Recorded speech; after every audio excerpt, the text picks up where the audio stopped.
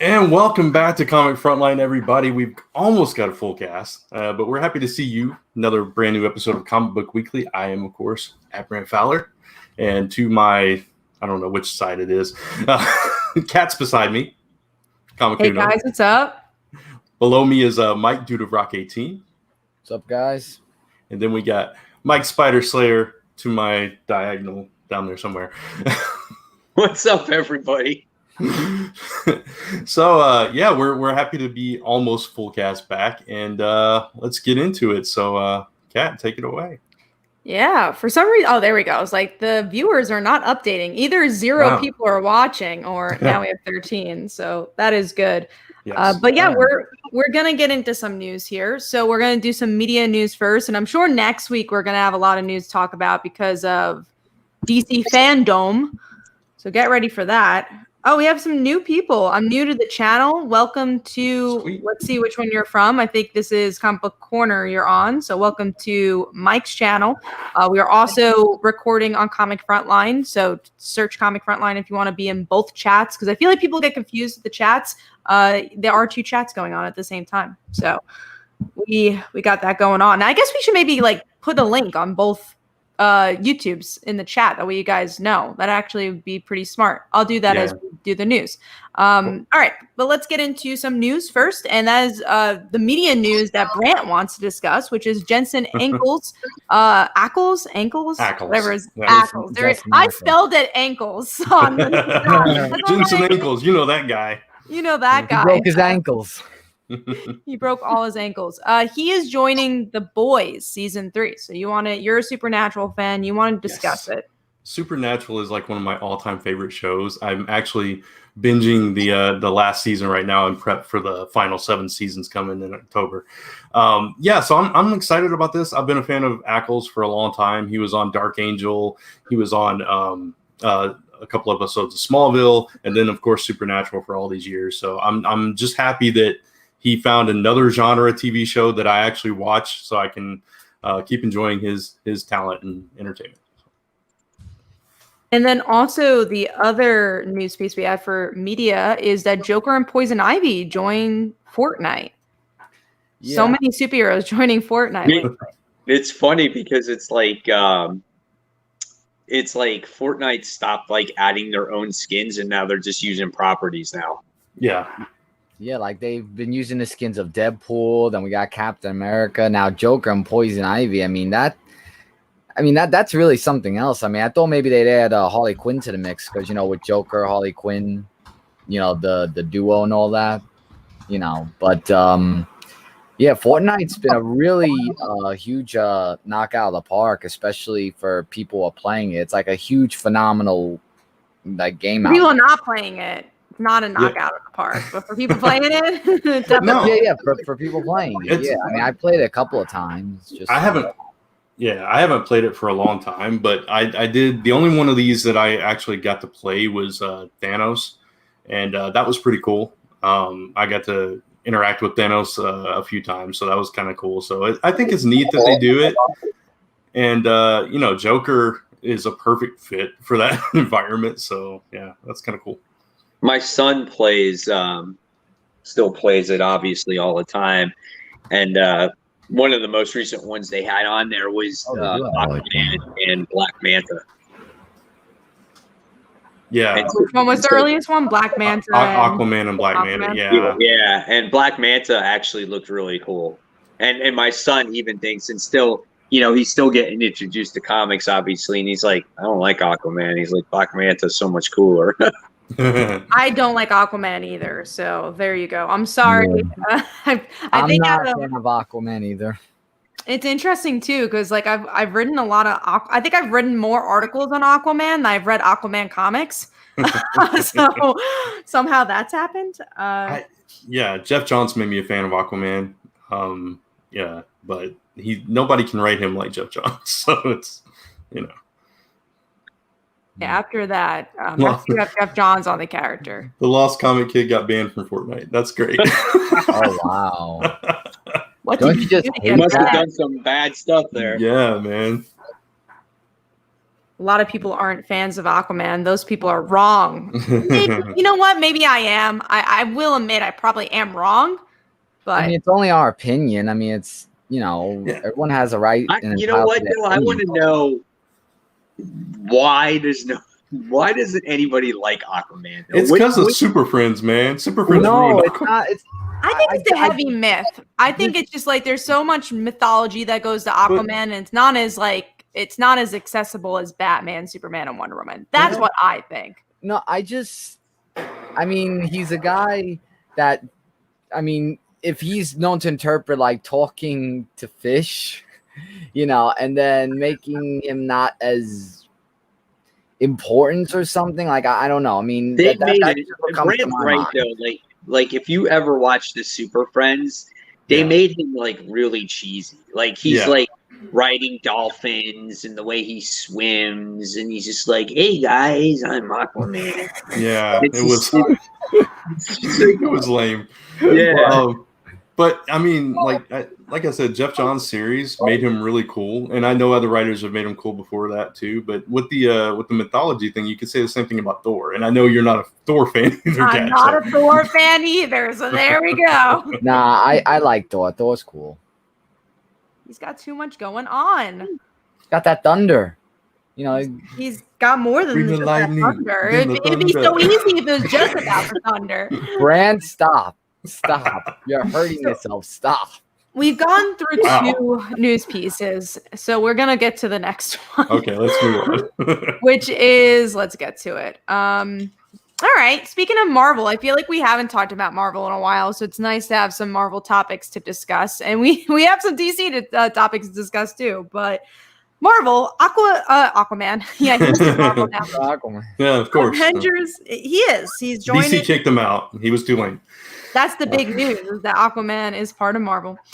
But seriously, Avengers vs. the Phoenix Force event is happening. And man, when I heard this, I was like, oh my God, I'm not going to pick this up because we've already had this story. We had Avengers vs. X-Men. Mm-hmm. Exactly. It was like, maybe 5 years ago. And we already had the story. But the thing is, people in comics these days, they always say events are recycled, which yes, they are. But I feel like sometimes there's a little twist.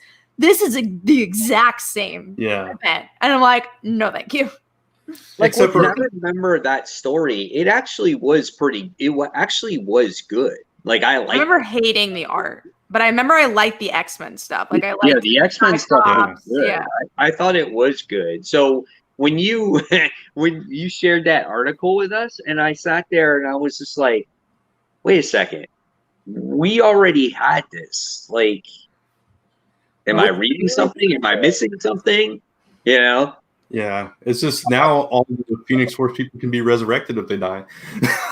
Exactly. They go into their little cocoons and become even more powerful somehow. Maybe the cuckoos will become the Phoenix Force this time. Oh, God. Not even talk about the cuckoos. I just want a raise of hands. Who did read X Factor this week? Not me. You mean X-Force? Oh yeah, X-Force. Yeah, X-Force. Yes. I didn't read that either. Yeah, I know what you're talking about. Some Cable being cheated on a little bit there. Yeah. You know what? Cable. He thinks he's in a harem, but he's just not. Like, he's not at all. They don't even Wait till you find out who the other person is. Yeah. Well, I guess we'll talk about it in the comments. He's hooking up with a certain X-Men. And when you see it, it was definitely a hookup because this person is fixing his pants in a panel, and you're like, wait a second here. Those cuckoos. Yeah. Emma needs to put them in place. Don't cheat on Cable. Just break up with him. They don't like him. Why are they with him? But yeah, there's a lot of drama in the X-Men, and now we have the Phoenix Force with the Avengers. I will say, maybe I'll get the first issue because I really try the first issue of every event, but I could foresee, just like every event I've ever gotten, I probably won't pick up the rest. So I don't have a lot of hope for it. There would have to be some cool twist. Otherwise, it's just like you said, rehash. Or they'll probably do the side tiles of this from Avengers. You have this versus from the Phoenix Force like they did. No, thank you. No, I don't need no verses. We don't need no more side stories that we did in Avengers vs. X-Men. That was too much. I don't need any of that. All right, well, let's get into some DC news because we have a lot this week. And first up, let's start up slow. Some good news. Punchline gets a one-shot. Cool, I guess. I like Punchline. I don't love Punchline. I think she's just like kind of in the middle. She's cool sometimes, but I do think she's slightly overhyped. And I mean, I'll still pick up that one shot. I'm sure I want to learn more about her. I want her to be separated from the Joker a bit and Batman. I just want to know her. So I'll pick it up.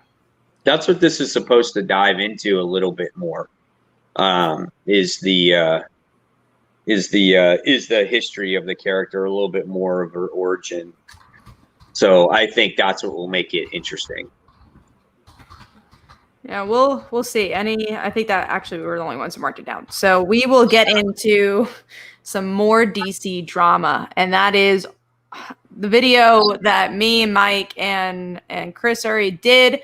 I did an article on Newsarama if you want to check it out, but the cancellations of Suicide Squad, Teen Titans, Young Justice, Hawkman, and John Constantine.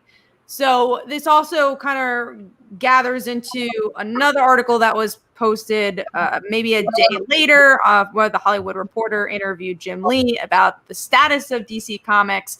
And that, honestly, from what I'm reading, they're definitely going to be diving more into digital comics and seeing what works. If a digital comic does well, they'll print it. If it doesn't well, they're not going to print it. And I think there's a huge conversation here. The conversation I want to start is that I think we got into a point before COVID that we really wanted to have more diversity and new voices to comics. And I feel like, especially with mainstream books, that's important. And if we have less books and only Batman and only Wonder Woman and only big sellers, then where are the new voices? Where's the opportunities for more people and more diversity to be in these comics? And that's kind of my biggest worry with the news of this. I mean, you have Suicide Squad, which is a very diverse palette. You have what else was on this list? Young Justice, which was very diverse. We really like Teen Titans here. And a lot of books, like a lot of times don't love the A-listers. I do like some B-listers mix into my poll. And I enjoyed Teen Titans. I liked Young Justice last week. I thought it was actually a pretty good issue.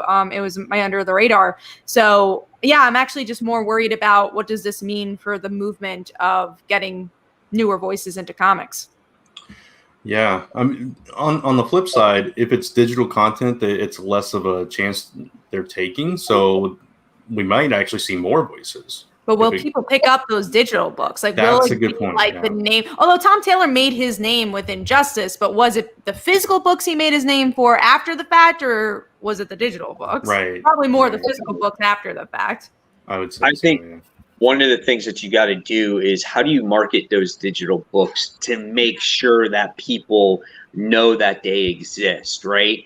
And that they're important. I didn't even know the Injustice book existed until I actually saw someone talk about it on a YouTube video.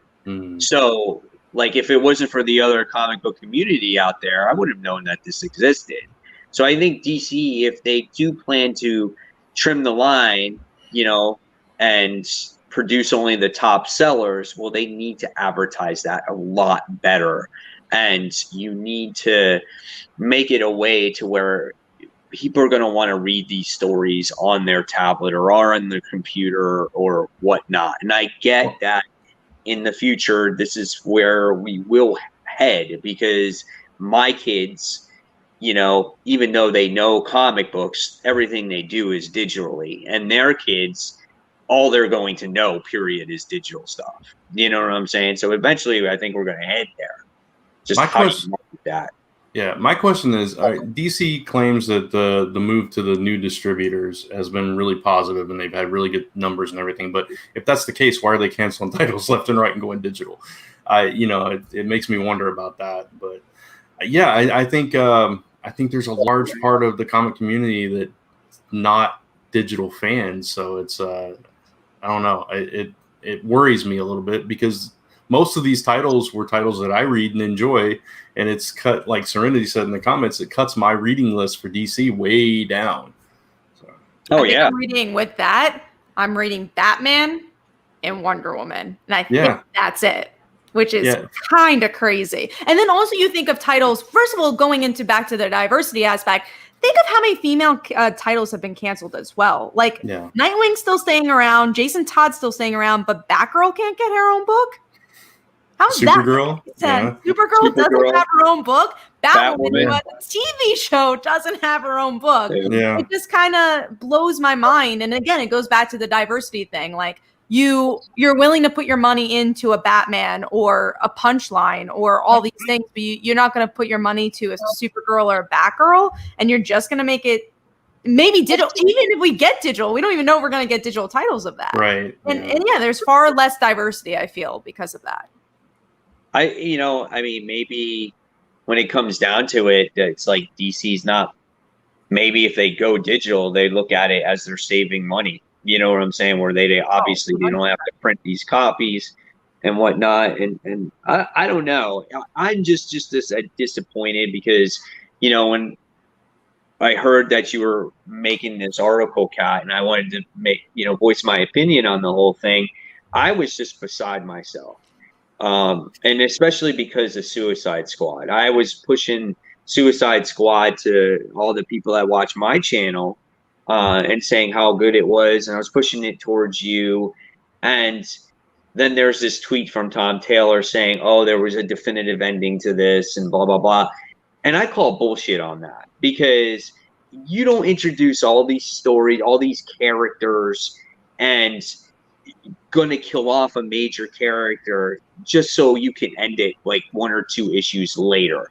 You know what I'm saying? So it's just like, I feel like Taylor had a story in mind. He had a direction where he wanted to go, and DC was just like, let's tell everybody just a nice thing, let's soften the blow a little bit, So I'm disappointed by that. And Teen Titans, the run was a long run, so that one you don't mind as much, because I don't mind it as much, because there was a good story there. It fleshed out the characters a lot, and I felt like we just got to an ending, and you just got introduced to a new creative team. So it's not that bad, because I'm not invested into the new creative team as much. So I'll miss the title, but it sucks.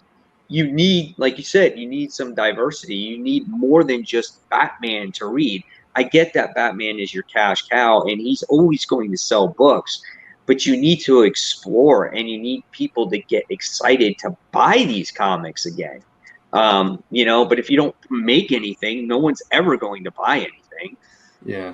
I was so excited. I mean, I know all of us here didn't love Young Justice the whole time, but between Teen Titans and Young Justice, you had all these young characters from all these different backgrounds and just coming together. And I thought it was kind of cool that they revived older characters, like even the Wonder Twins and things like that. And, brought back the Jeff Johns Teen Titans team and put those all together. And now we just got rid of all of that. And we all love Teen Titans with Roundhouse and Crash and all that. So it just kind of sucks that these titles that we're enjoying are gone now. Yeah, and I feel sad too, because I like reading about the Teen Titans, and because I always enjoyed it. And then also, I think an interesting comment that you had, Mike, about the Tom Taylor maxi series thing. I feel like this is also a fault of Marvel. This is a fault of DC. I feel like if it's going to be a maxi series, let's say it's the truth. Let's say it actually was a maxi series. Please announce it as a maxi series so people know if they're going to buy it or not. Like, don't deceive your audience. And I understand they want to make more money, so a lot of people don't pick up miniseries. They rather pick up an ongoing and know that it's going to go on for a while. But then make an ongoing if you're going to do that. Don't deceive your audience. Yeah, I mean, honestly, when you read that story, did you get that maxi series feeling when you're reading it? Yeah, exactly. It felt too deconstructed for that. Yeah. Right. I mean, you just got introduced to a brand new bunch of characters. Right. The daughter, the whole plot with what's his name? Blue Beetle. Oh, yeah. Cord. Yeah. Cord. You got that whole plot, and then again the whole death of the possible death of Deadshot. Yeah. Like So that character like him just dies and there's not going to be any real ramifications from it. Like, come on, guys. Like, that doesn't make any sense. Yeah, unless, like the plan was to relaunch it as what are they called, the Revolutionaries or whatever they are. Yeah. Unless that was the plan, which, maybe it is. Definitely not. I don't think it is. Yeah, You're going to change your either. title from Suicide Squad to the Revolutionaries. Right. Yeah, it just doesn't make any sense. Yeah. Makes no sense. So, yeah, that would be the only way I would think it would make sense. Like, it's a backdoor pilot for this new team, but it's not really backdoor because they were the lead characters. So Yeah. It's weird. I'm sure there's going to be more conversations about DC in the future, as we've seen every week of our podcast. Just seems like there's more and more news as Marvel is kind of keeping quiet. I will say one thing I did enjoy seeing from Marvel this week was some of those books that were delayed are actually coming out.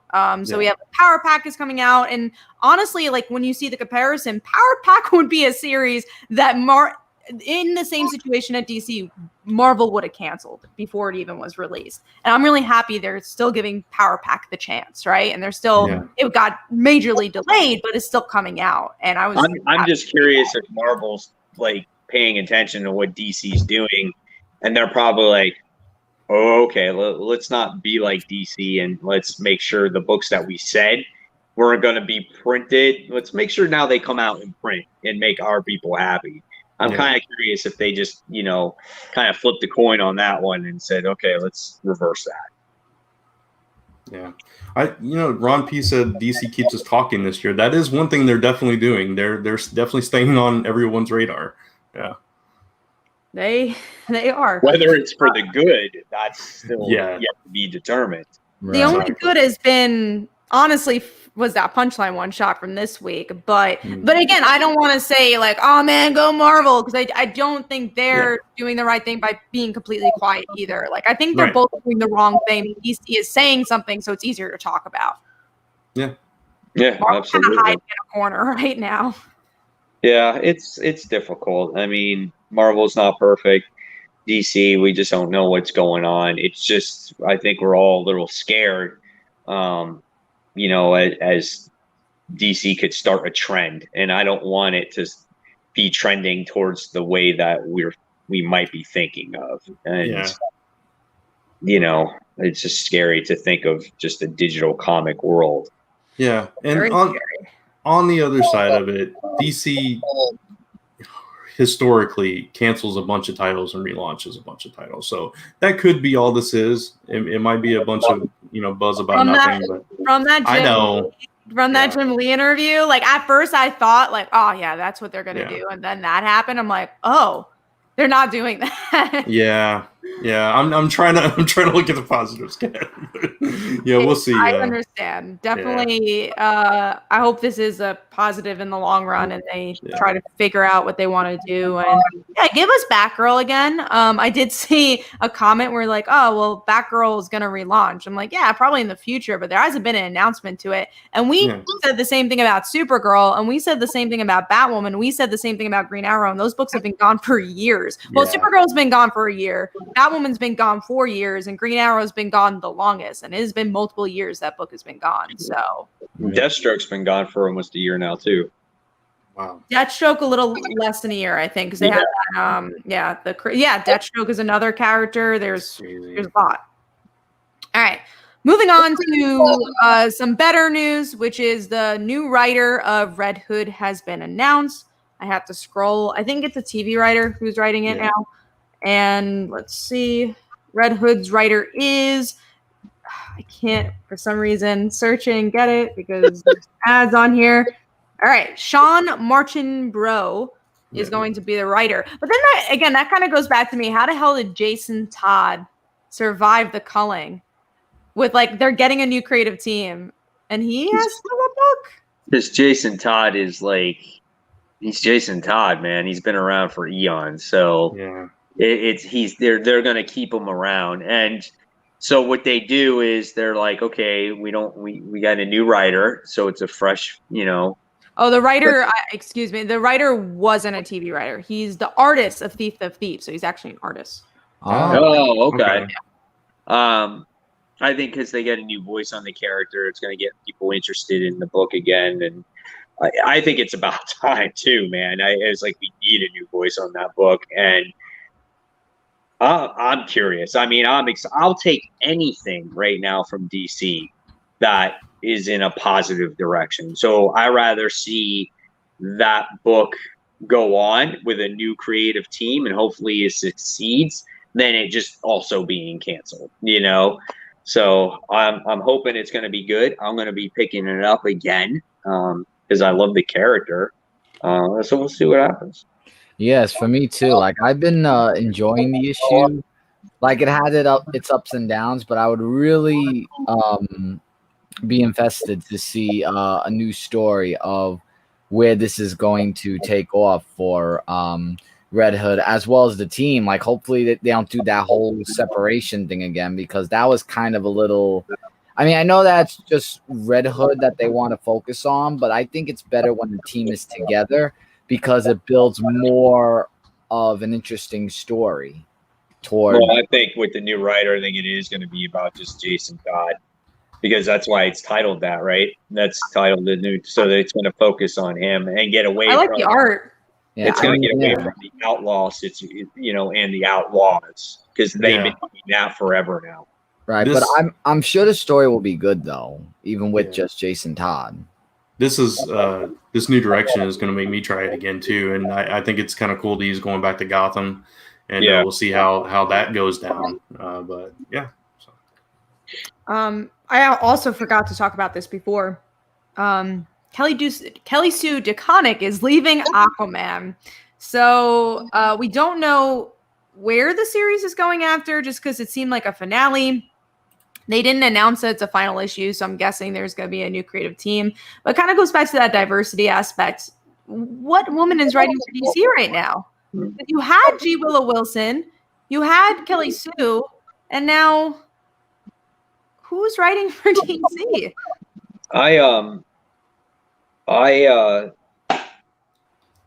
saw Kelly Sue DeConnick. Where was she on? I was watching something of hers with all the DC creators. It was on YouTube. I don't even remember what it was on. And I knew this book was ending for a long time already. Not the book, her leaving the book. And when people asked her, because Tom Taylor was on there, she was on there, a few other people were on there, they're like, oh, what is Aquaman about? She couldn't even begin to tell you what it was about. She really struggled with this book. She even said her weakness is writing long runs on books. She's better at the short story game and one issue game. She even admitted to that. So I found it hysterical when they put her on the spot going, oh, let's tell us about the latest issue of Aquaman. She was like flipping clueless on the whole situation. So maybe it's better that she's actually off of this title. Yeah. That's crazy because of she made her name with Captain Marvel. But at the same time, you look at Pretty Deadly and you look at Bitch Planet. Like Bitch Planet, I remember that first issue came out. People were getting tattoos of that thing. And I feel like not a lot of issues of that book comes out. Like it comes out maybe once a year, I feel like. And then Pretty Deadly, I think it was called. That doesn't come out very often either. So I could see that maybe she likes making more standalone stories, which is definitely not a bad thing. I think there's 100% a market for it. Obviously, you have graphic novels and OGNs, which I think are doing a lot better now for a reason. Yeah, absolutely. So where she goes from there, I'm not really sure, but we'll see what happens. And I know people do like her run. It's just when she was asked what it was about, she couldn't tell you. I just thought it was amazing. And I was like, wow. I was like, you don't even know what you kind of wrote. It's kind of weird in my opinion. Yeah. And I get you write in advance and you forget. If you're so into just going on to the next thing, maybe you tend to forget. I have no idea, but it was kind of interesting. So curious to see what happens with Aquaman. I do want to mention a comment, and Paul is completely right. We do have G. Willow Wilson. I forgot on the new Dreaming book, and then also Mariko on Wonder Woman. Right. Which is really that good. Is it. Oh yeah, yes, it is good. I've been enjoying. I love Mariko's writing. I know it's not everyone's cup of tea, but I like when you get into characters' heads, and I think she just does such a beautiful job at that. So, and I think she's doing a great job with Wonder Woman. All right, let's get into our last topic, which is kind of going into also where is the comic book industry going. And we have a Kickstarter that was launched this week, and that is with Scott Snyder and Tony S. Daniel. But first of all, it's with his own imprint, so it's a new imprint. This is what he's focusing on, and that imprint is called Best Jacket Press. This is what he said that he's going to be working on instead of really superhero books, which is nice because we were talking about trying to get new blood. Scott's been on so many DC books. It'd be nice the books that he was on to give it to someone else. And this is already almost at $100,000, and this is an Image book. So this is kind of becoming a pre-order system for Image now, which is kind of crazy. If you guys don't know, me and Brant, we do the Kickstarter game for our books. So it's really interesting, I think, especially for us to see that these big names are using Kickstarter as well. And I think it's kind of become, in some regards, the new Diamond, except you're directly connecting with fans, and then you have another life within the comic book store. Now, I don't know how great that is for retailers. I think it's another minus for retailers. But at the same time, I think sometimes retailers make it really hard for indie creators to get in. So if they made it easier for us, then maybe they would get more sales with that. And now we're seeing the creators really want to connect to the fans. And as, again, someone who's used Kickstarter, I think that's a great idea. I backed it up, and I want to see more creators do that. That way there's more of a spotlight on all different types of creators, all different type of genres that you wouldn't normally see in the mainstream. Looks really nice, actually. Like, it looks beautiful. Tony S. Daniel, I mean, he couldn't pick a better artist for that, so it's an amazing looking book. Yeah, and when it comes, I know people have mixed feelings about, like known creators going on the platform and everything, but it's like when you're talking indie comics, anything besides DC and Marvel, they don't make the same kind of money on those. So it kind of makes sense that they would crowdfund it first and, kind of jumpstart it basically. So I was trying to look to see what it's up to now. I think it's almost. It's almost 100,000. It's 97,000 right now. So, and it's like how many backers? Yeah, almost 2,000 backers, or like 150 away from 1,000. It's been a day. They're also giving a lot of great tiers, which I think is great. Again, connecting to the fans. They're giving workshops. I personally got the hardcover signed because that's like an exclusive for the Kickstarter. And then it does give initiative, at least for me as a fan, to still go to the comic book store and get that issue, especially if you like it, because then you're getting the two different versions of the book. So I think that's nice. What did a hardcover cost? It was about 30, I think. It was a little bit of a pretty penny, but at the same 45. time, 45, I guess, because they also included shipping. But think about it, what you would get a Scott Snyder signature at a convention. Right. Yeah. Except this is also exclusive to a Kickstarter. So I grabbed that one. Yeah. It's limited to 48.90, and it already has 3,400 of them taken. That's crazy. Wow. Awesome. Or no. Oh no, 3,400 left. Sorry, they 1,400. They have 1,400 of them gone. So then they have 3,400 left. Yeah. So plenty left, but it's. I think it's a cool idea for more creators to go on to Kickstarter, because it really could be like it's definitely another sales channel. It's definitely another marketing tool and all that kind of thing for everyone. And for, like you said, Kat, for you and me and creators like us, it has become a very important aspect of our business, and getting our name and our titles out there and getting our stuff funded and being able to, pay creative teams, because it's not cheap. So I like it. I love it because it brings more awareness to that community, and more awareness brings more people in for all of us.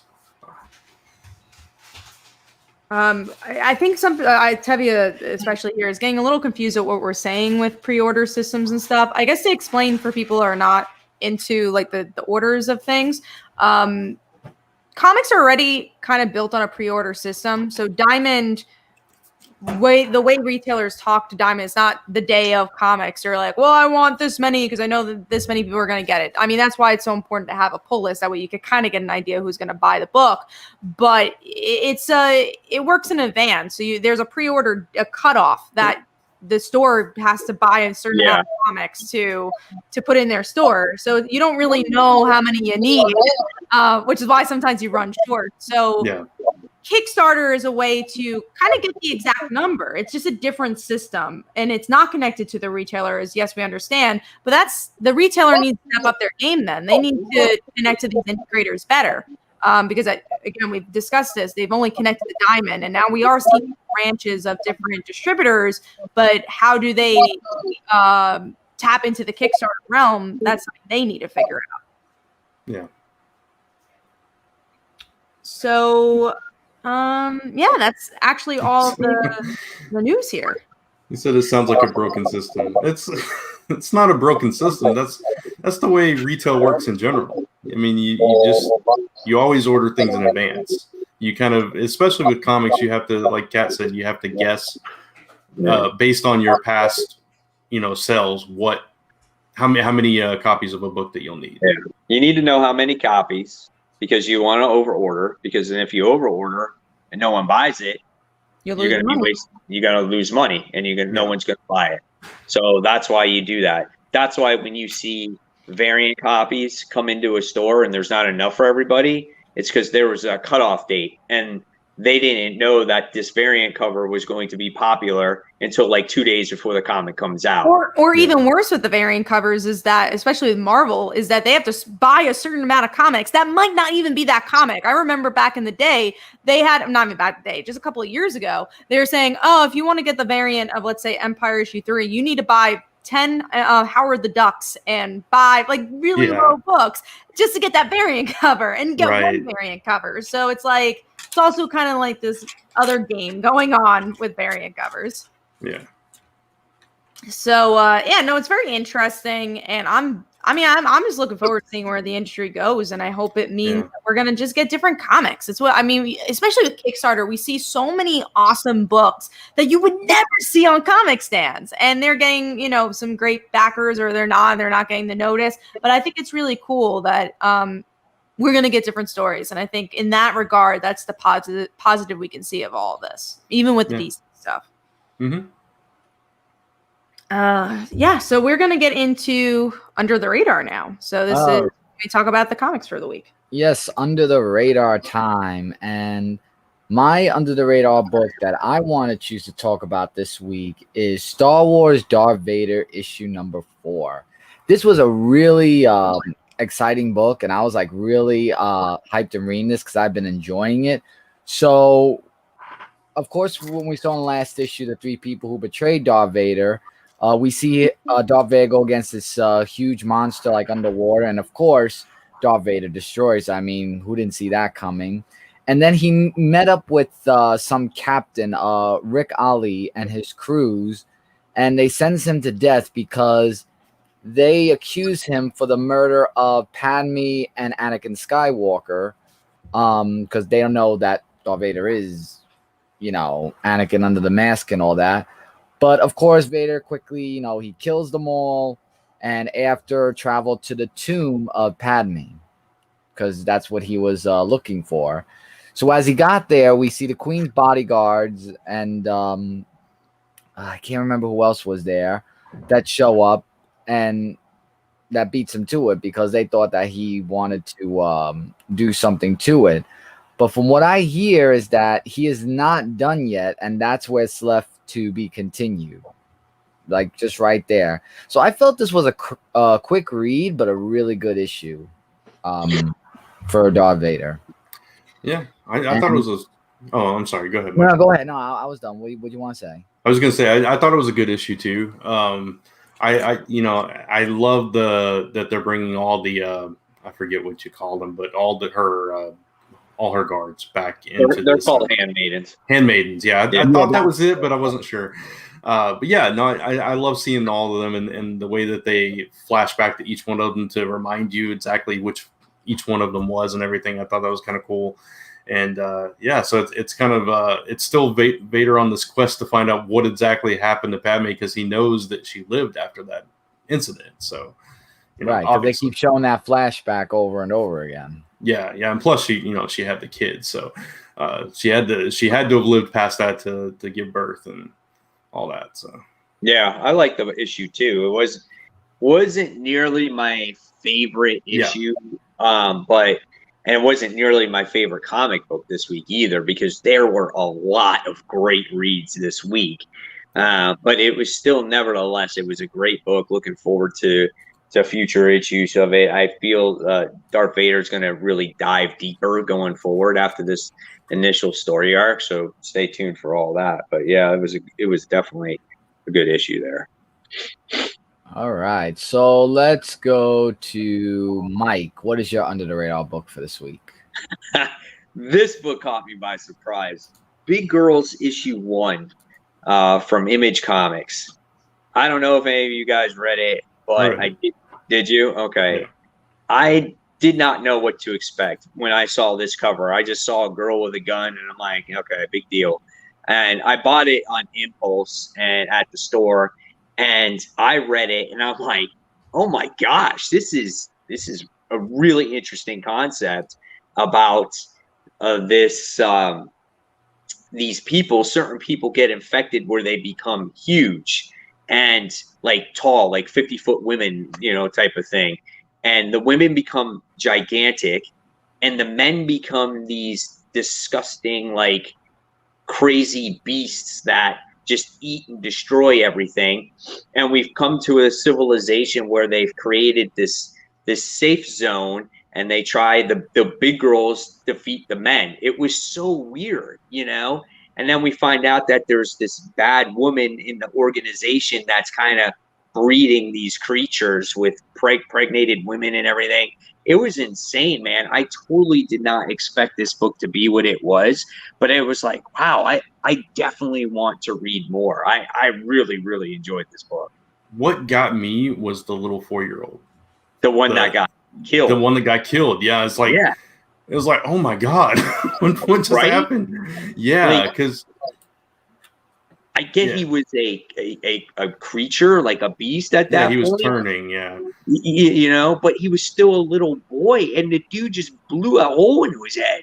Yeah. I'm like, oh my God, this did not happen. And I felt bad for the father. Yeah, he was just playing with his toys. He was like, swing me, and boom. It was like, dude. It was interesting. It's like if anybody's seen Attack on Titan, it's kind of like that, but then you have then you have the giant girls as the counterpart, instead of the instead of just having nobody that big. So it's an interesting concept for sure.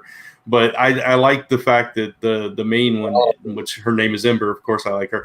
But that she's kind of seeing the truth behind what's going on, and it's starting to affect her. And I think she's going to turn.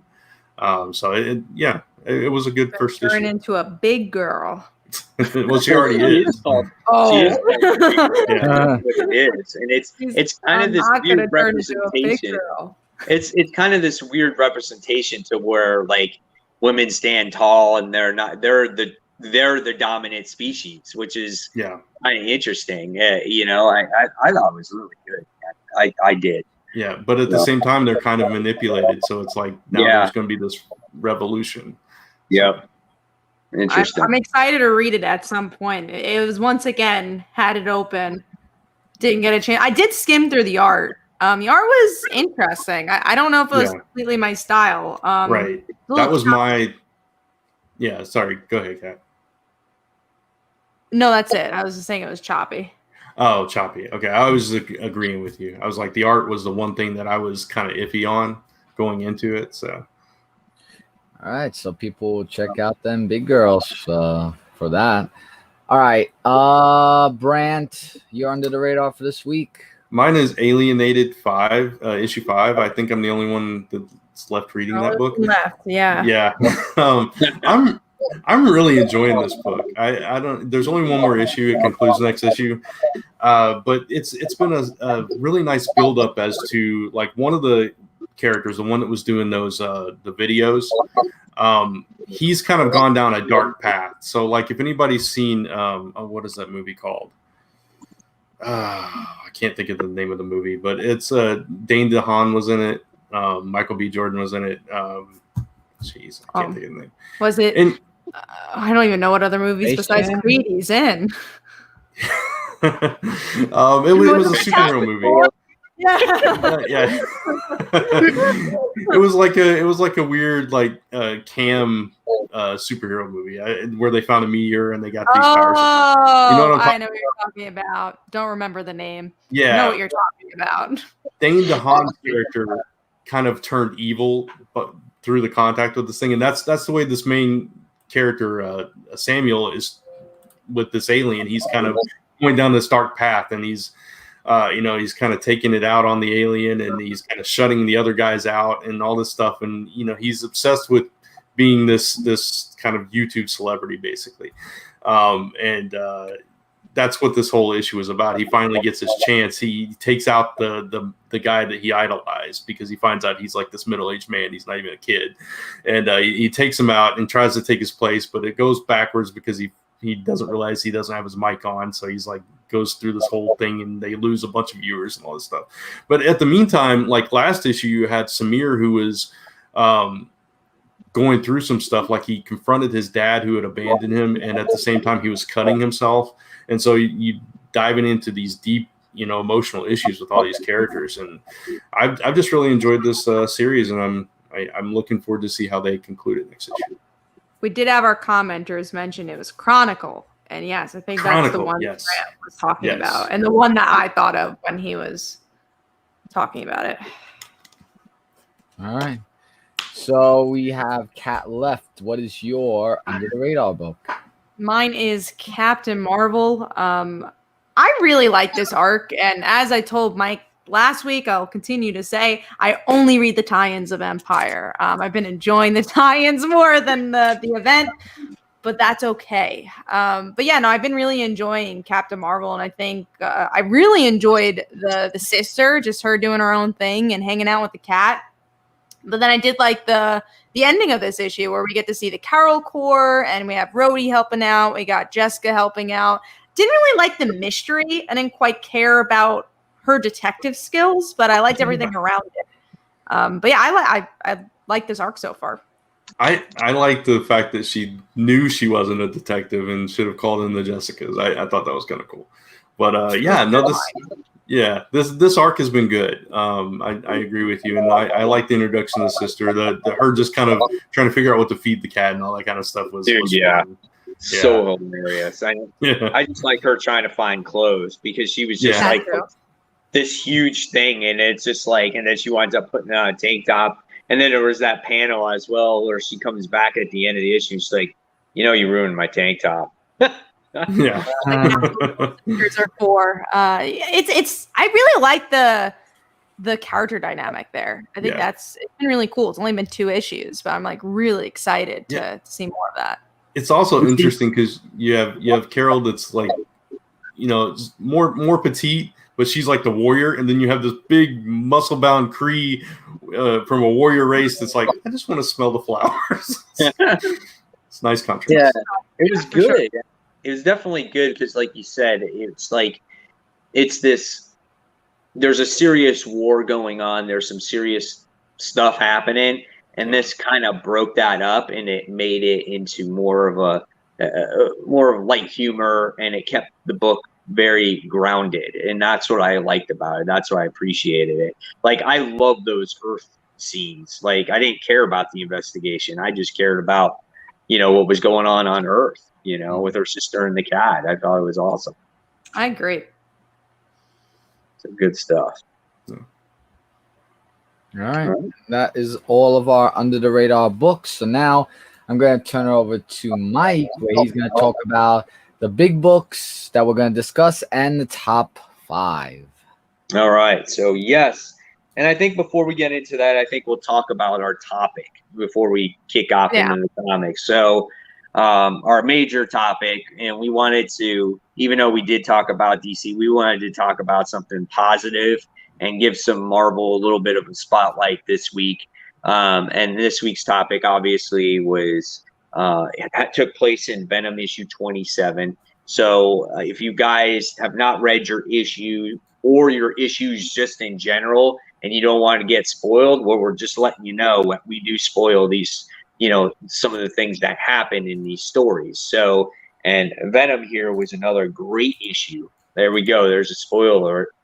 Venom was a fantastic issue this time around, as we get to see what's his name, Eddie Brock and his son go to this different dimension, and we come across all these different types of things. We get introduced to a new villain by the name of Codex.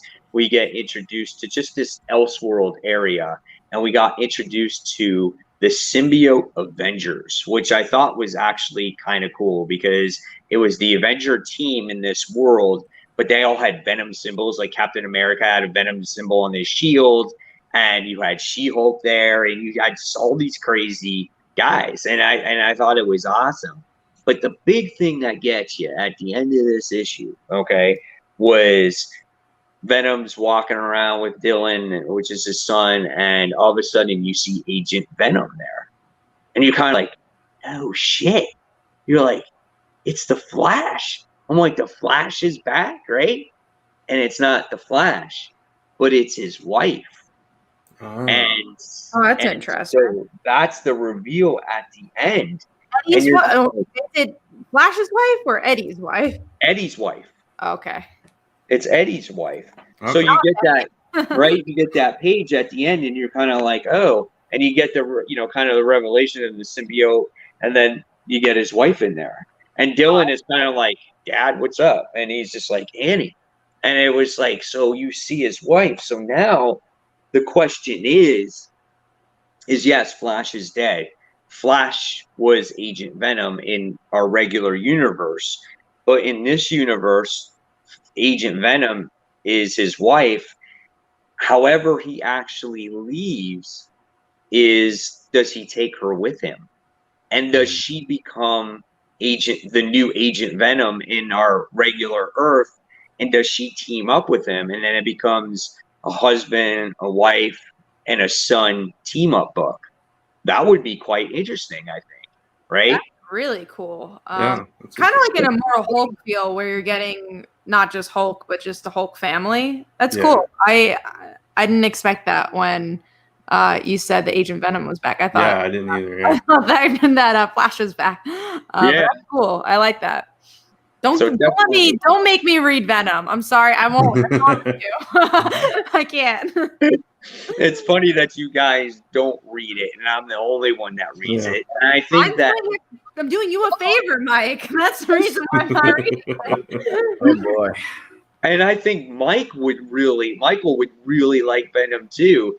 It really is such a well-written book. And the story where it's going, it's just going to lead into something monumental. And there's just been so much going on in it. But that's my theory, though.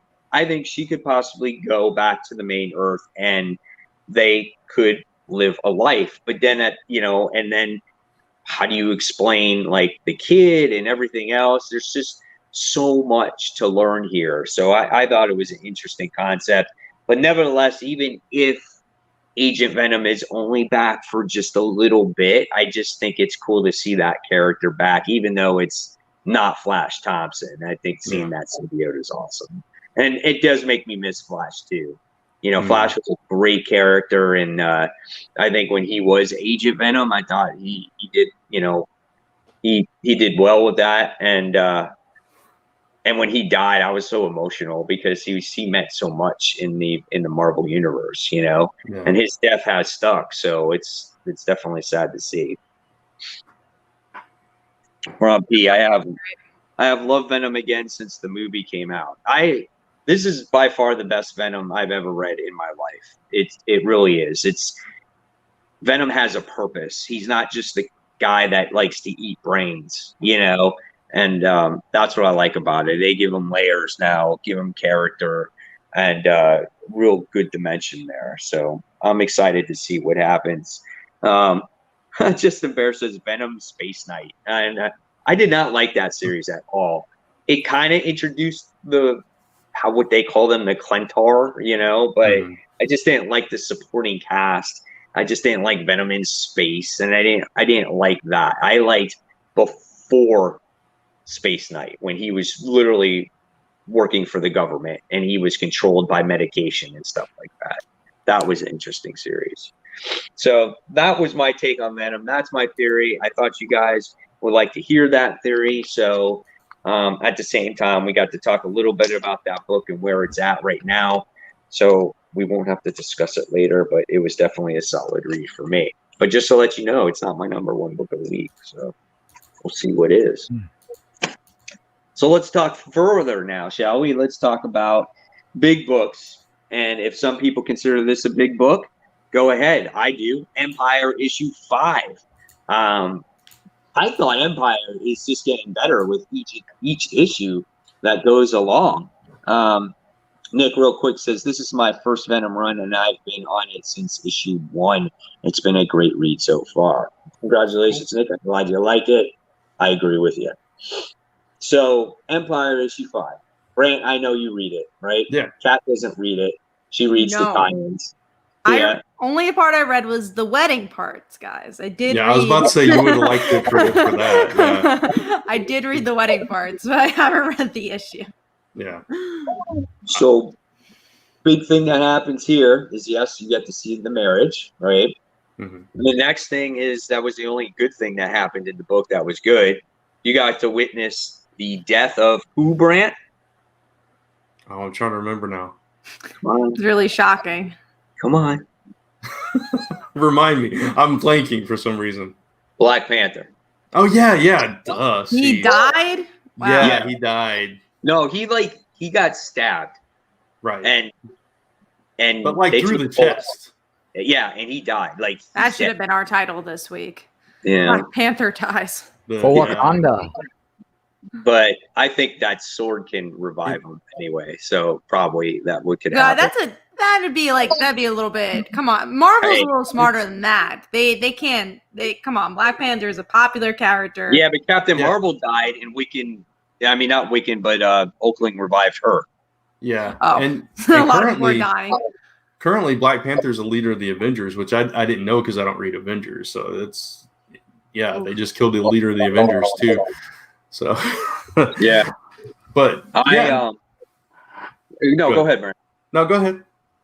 And then I was gonna say, She-Hulk is currently dead. So all the Avengers are just dying left and right. But she's possessed by the Katati, which are the plant people, and she's fighting Thing right now, and she has the upper hand on the Thing, and the Thing is so beat up that he's bleeding. He's made out of rock, and he's bleeding.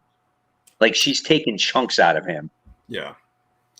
Yeah, it's really, I think it's a really good series, and I agree with you, Mike. I think it's improved each issue, and it feels like, whether you like the Kotati and all that stuff going on, I think it feels important because the Avengers are like falling left and right. So it feels more epic that way. So. Yeah, I like it. I mean, I think it's awesome. And then at the end, you wind up finding out that the only way to stop the Katati is by blowing up the sun, which destroys the Earth, right? Yeah. Or then you have to stop this death bloom that's happening, which the Katati needs to rule the galaxy. Yeah. And so it's up to Reed and Tony to stop both these things within a minute of each other. It's got movie written all over it. It totally. Really does. Yeah. You know, summer blockbuster. It's fun. Don't take it too seriously. I don't do fun, okay? This is comics. I don't do fun. We can't take it too seriously. Sometimes we take comics too seriously, and we forget why, when we were kids, action, get that out of here, fell in love with comics. And this is one of those series that does that. But, it really does. Yeah, but like you pointed to, Kat, the part of this issue, it wasn't just the action. You also have the drama and the emotional stuff and all that going on as well, and the character building and stuff. I love that. It was cool that because of their connection too, that he could sense that was not Teddy, and so they could figure out who that was and everything. So all around, I think this was a solid issue, and I think the main series has been good. So I don't you're missing it. I mean, I think the tie-ins have been great. So we do have a couple of questions here. Dinesh, this is for me, Brant, and Mike. They're calling us out. Why aren't 3 of you not reading Venom? I'm actually really surprised. I read the first couple of issues of Venom, couldn't really get into it. I read the Venom, the first crossover with Spider-Man, couldn't get into it. The real reason is that every single time I jump into a Venom book, everyone's loving it, and then I jump on, it starts sucking. So that's our inside joke for about 5 years since the Flash Thompson original Venom series that has happened. So that's honestly the reason. But with what Mike has mentioned, that definitely seems up my alley. I like family stories, so I'm very tempted to read Venom, but I'm going to give it a couple issues. I'm not just going to jump on. It's got to continue to be good in the family direction. It's very similar for me. Every time I start reading it, I'll be on board for 2 or 3 issues, and then it'll just lose my interest completely. And that's happened at least twice with this current series. So I don't know. It's just I gave up trying, I guess, because it always happens. Yeah. Yeah. I guess it's just, I just find it fascinating how someone can make a character that's been around for years and years, that's been so like mindless and brainless, and just give him so much more and add so much depth to him. Yeah. And that's what I can appreciate what Donny Cates has done here. So it does sound really interesting. Been a big, I was going to say that I think Mike's also always been a huge Venom fan. I like Venom, but only when he's interacting with. I like the symbiote more than Eddie, I think is the best way to put it. Like I like it when it's involved in Spider-Man, but I've never really liked him alone. Mike also likes Donny Cates a lot, so it's that too. Yeah. It started when I originally read God Country from him, and then I just read the whole trade of Thanos, the Thanos trade that he did, and I was like blown away by it when he introduced Silver Surfer Black, and then I just decided to keep reading stuff, and then Venom was one of those early books that he started with, and no one thought it was going to be this big phenomenon type of series. And then, ever since Noel got introduced, we could see that he had this grand scheme of things, when it came to it.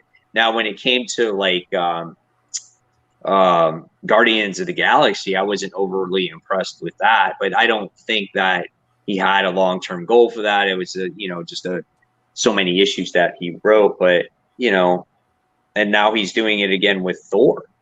And I think Thor has been really good too. So we'll see what happens with that.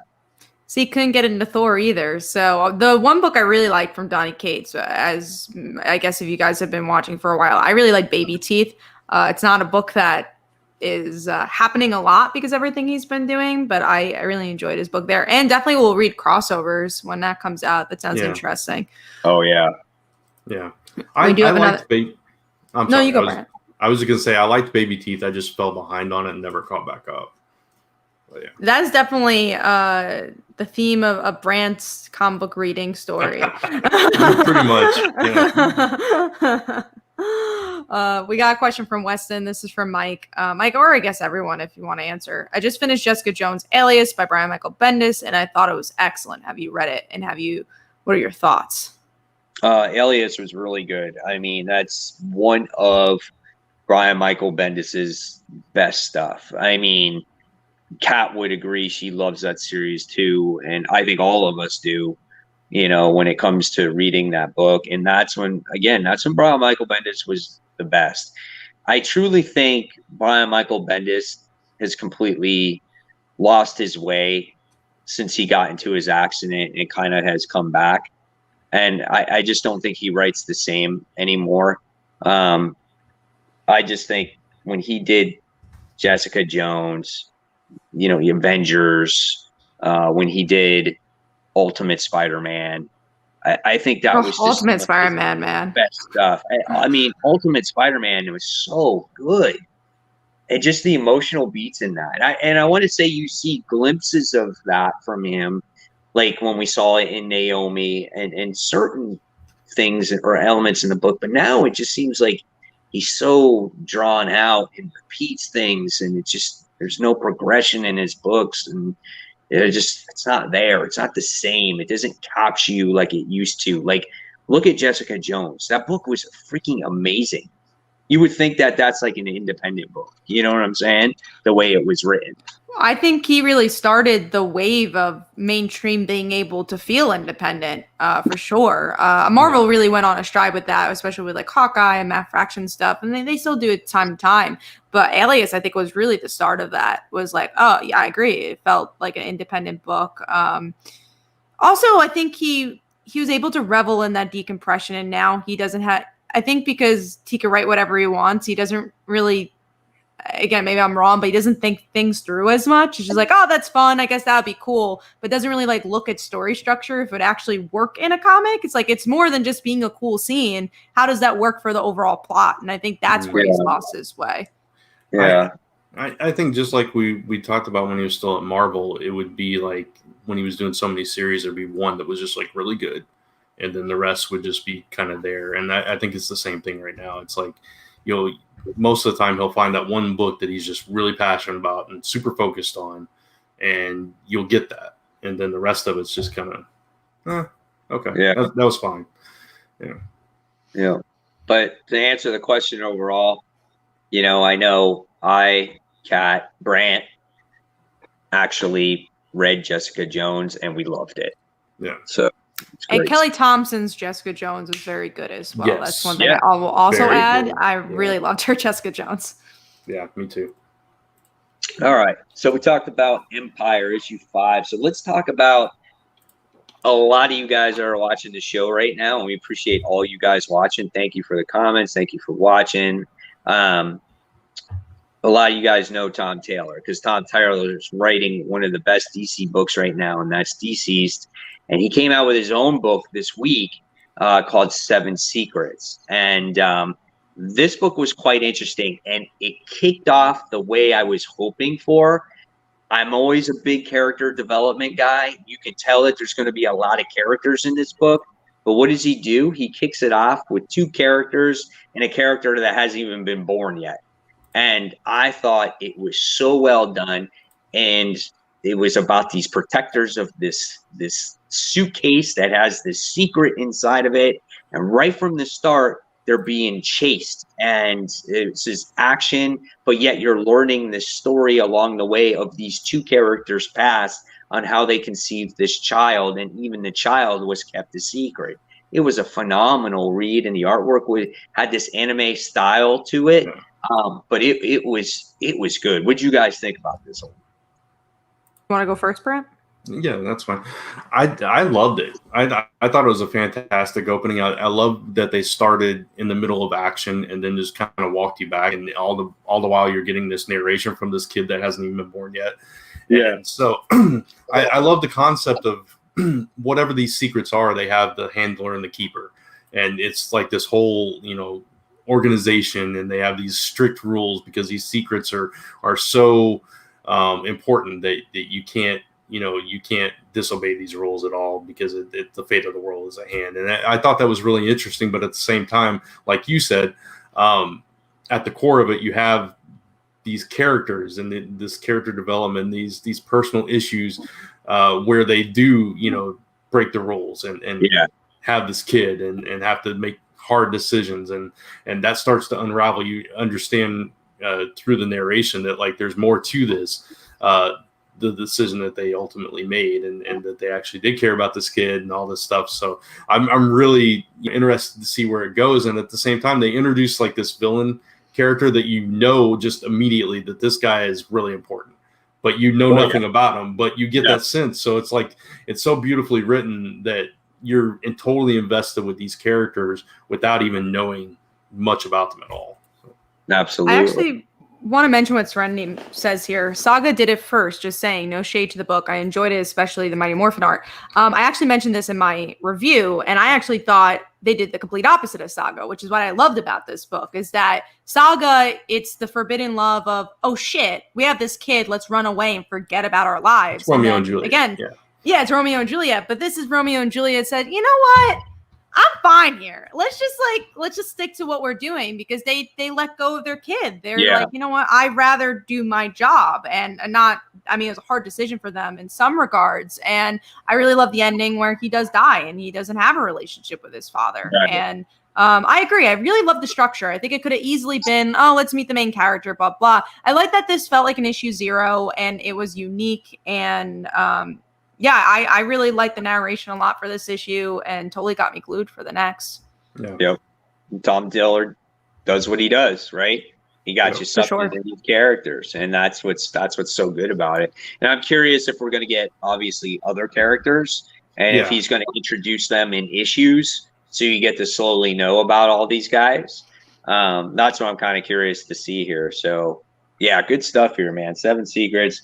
If anybody has not read this yet, definitely worth picking it up for sure. If you can still find it on the rack or put it on your pull list now. It's on like a third. I think it's on a third printing right now. It's the best-selling issue 1 original for Boom Studios. Wow! In its 10-year run, so it's doing really, really well. You know why? I mean, people are knowing who Tom Taylor is now, based on, and also the artist of the Power Rangers, Danielle, as well. They really liked that, and based off of like Tom Taylor's writing from other stuff. You know, it's a good combination. So, and they picked a great publisher for it. Boom is very popular right now. You know, probably one of the stronger independent comics out there. So, awesome stuff. All right. So let's see. So now we're going to talk about our number 5, correct? Yep. So, all right. I'm going to go with Michael. Michael, what was your number 5 this week? My number 5 this week was Bloodshot number 7, Fully Loaded Edition. And and I really like reading these Bloodshot books. I mean, it starts off where the Black Bar attacks Bloodshot and Mina that were on a plane. And the reason how they knew they were there is because Bloodshot has a radio transmitter that the Black Bar can track where he is, because they used him to do experiments on how he destroys people and stuff like that. So with that, they try to lose them, which they did for a short time. And then Mina explains how she didn't need Bloodshot to save her, because she knows how to take care of herself and basically knows more of martial arts than none of us probably would have guessed. But she was actually really in a way of explaining herself. So then we saw also that Nyx controlled Bloodshot and betrayed him all this time. And I kind of knew that it was going to happen, because something told me that this guy is not going to work with him, that he's going to betray him sooner or later. And I hate to say that I was right about it, because I didn't want it to happen to him. But of course, with every antagonist in the book, it always happens. And then Chaos and more come about, and that's what was left off to be continued. So I thought, in my opinion, that this was an okay issue to be number 5. Cool stuff. All right, Brant, what was yours? Mine was Wonder Woman number 760. I'm loving this new art by Mariko Tamaki, and the highlight of this issue for me wasn't even the stuff with like Maxwell Lord and all the psychic stuff going on. It was what's the roommate? Not the roommate, the neighbor's name. I can't remember. Liar, liar. No shit, not liar, liar. It's her real name. What's her real name? I can't remember. Anyway, I really like the dynamic between Wonder Woman and this neighbor, and it's this kid who lost her parents, and she's just kind of clinging on. She like goes in and builds her couch for her while she's gone, and then just it's fun. It's like down to earth human stuff, and I like that aspect of Wonder Woman. And all around her, she's trying to figure out what's going on with Maxwell Lord, and he seems to be contained and not causing any problems, but the whole city is going crazy. And then you find out it looked to me like it was from the cell phone. So it was something that was being transmitted when she got the selfie, and she kind of ends the issue by taking out the military. And it's like, okay, so it got to her now. So that took it to where I thought it was going to go, to where she's being infected now too. So it's an interesting twist in the story. So I like the first issue more. I didn't really love the visions as much. I thought it was a little too jarring for me, but I like where they're going with Maxwell Lord. I love the artwork for this book, and I did like the ending. I liked where you're like, oh shit, did she hurt people? What's going on? I thought that was a pretty good cliffhanger. Yeah.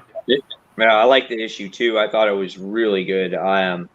So far, this is the best start for a Wonder Woman series for me. Period. And since Meredith Finch did her run, and same thing. You just said it. I talked about I like that part where she was actually, obviously she couldn't see, like she was sleeping or whatever happened, and all of a sudden she wakes up and she realized that she was the one that was mind controlled too. That was so good. Like, I didn't even realize it at first. I'm like, oh, wait a second. I'm like, she just got mind controlled. I'm like, what? I'm like, it's interesting because it's like, you don't really realize it until it actually happens to you, right? And then she realizes, she's like, oh shit, did I just tear apart a whole bunch of buildings and destroy a whole bunch of people? And I thought they were all parademons. So you know that people are actually hallucinating, obviously, when they're going through this. Right. So yeah, awesome. Yeah, great stuff. I really love this book. I agree, Kat, though. The art is phenomenal in this book. It's so, like, it's soft. You know what I'm saying? I think that's what I like about it. Nice and smooth. So really great expressive. Yeah. So, all right, cool. So that was everyone's. Is that everyone's, or is that Kat? You need your phone. Yeah, go ahead. My number 5 was Adventure Man, issue 3. I like this book. It's fun. We get to see our main character kind of get used to, I guess, these powers. I don't even know what to call it. It's just her kind of going in and out of reality of the pulp Adventure Man stories to her real life. And we get to see her family kind of react to that. She's giving random blood transfusions. And overall, I like the personalities of all the characters, and it's fun. So that's my number 5. I'm guessing I'm the only one still reading Adventure Man. I missed last issue, so I need to get that and catch up. Like I said, I'm the only one. I read issue 2, and it was not nearly as good for me as issue 1 was. And I was disappointed. And when I thought about buying issue 3, I'm like, I don't like it enough to buy it again. And that's disappointing because I really liked the first issue. Yeah, me too. And I thought it was going it was like almost too much for me. You know what I'm saying? I'm like, it was a little bit all over the place, and I don't know. It was different. So yeah. I can see that. Especially with the one thing I really don't like is that they go back to the pulp stuff. That's not something I enjoy. Oh, I think Weston became a new member for your YouTube. Oh yeah, I got it. Yeah, thanks, Weston, for becoming you're now official redhead now. You're part of the Silver Gang, so that's awesome. Appreciate it. Thank you for the support.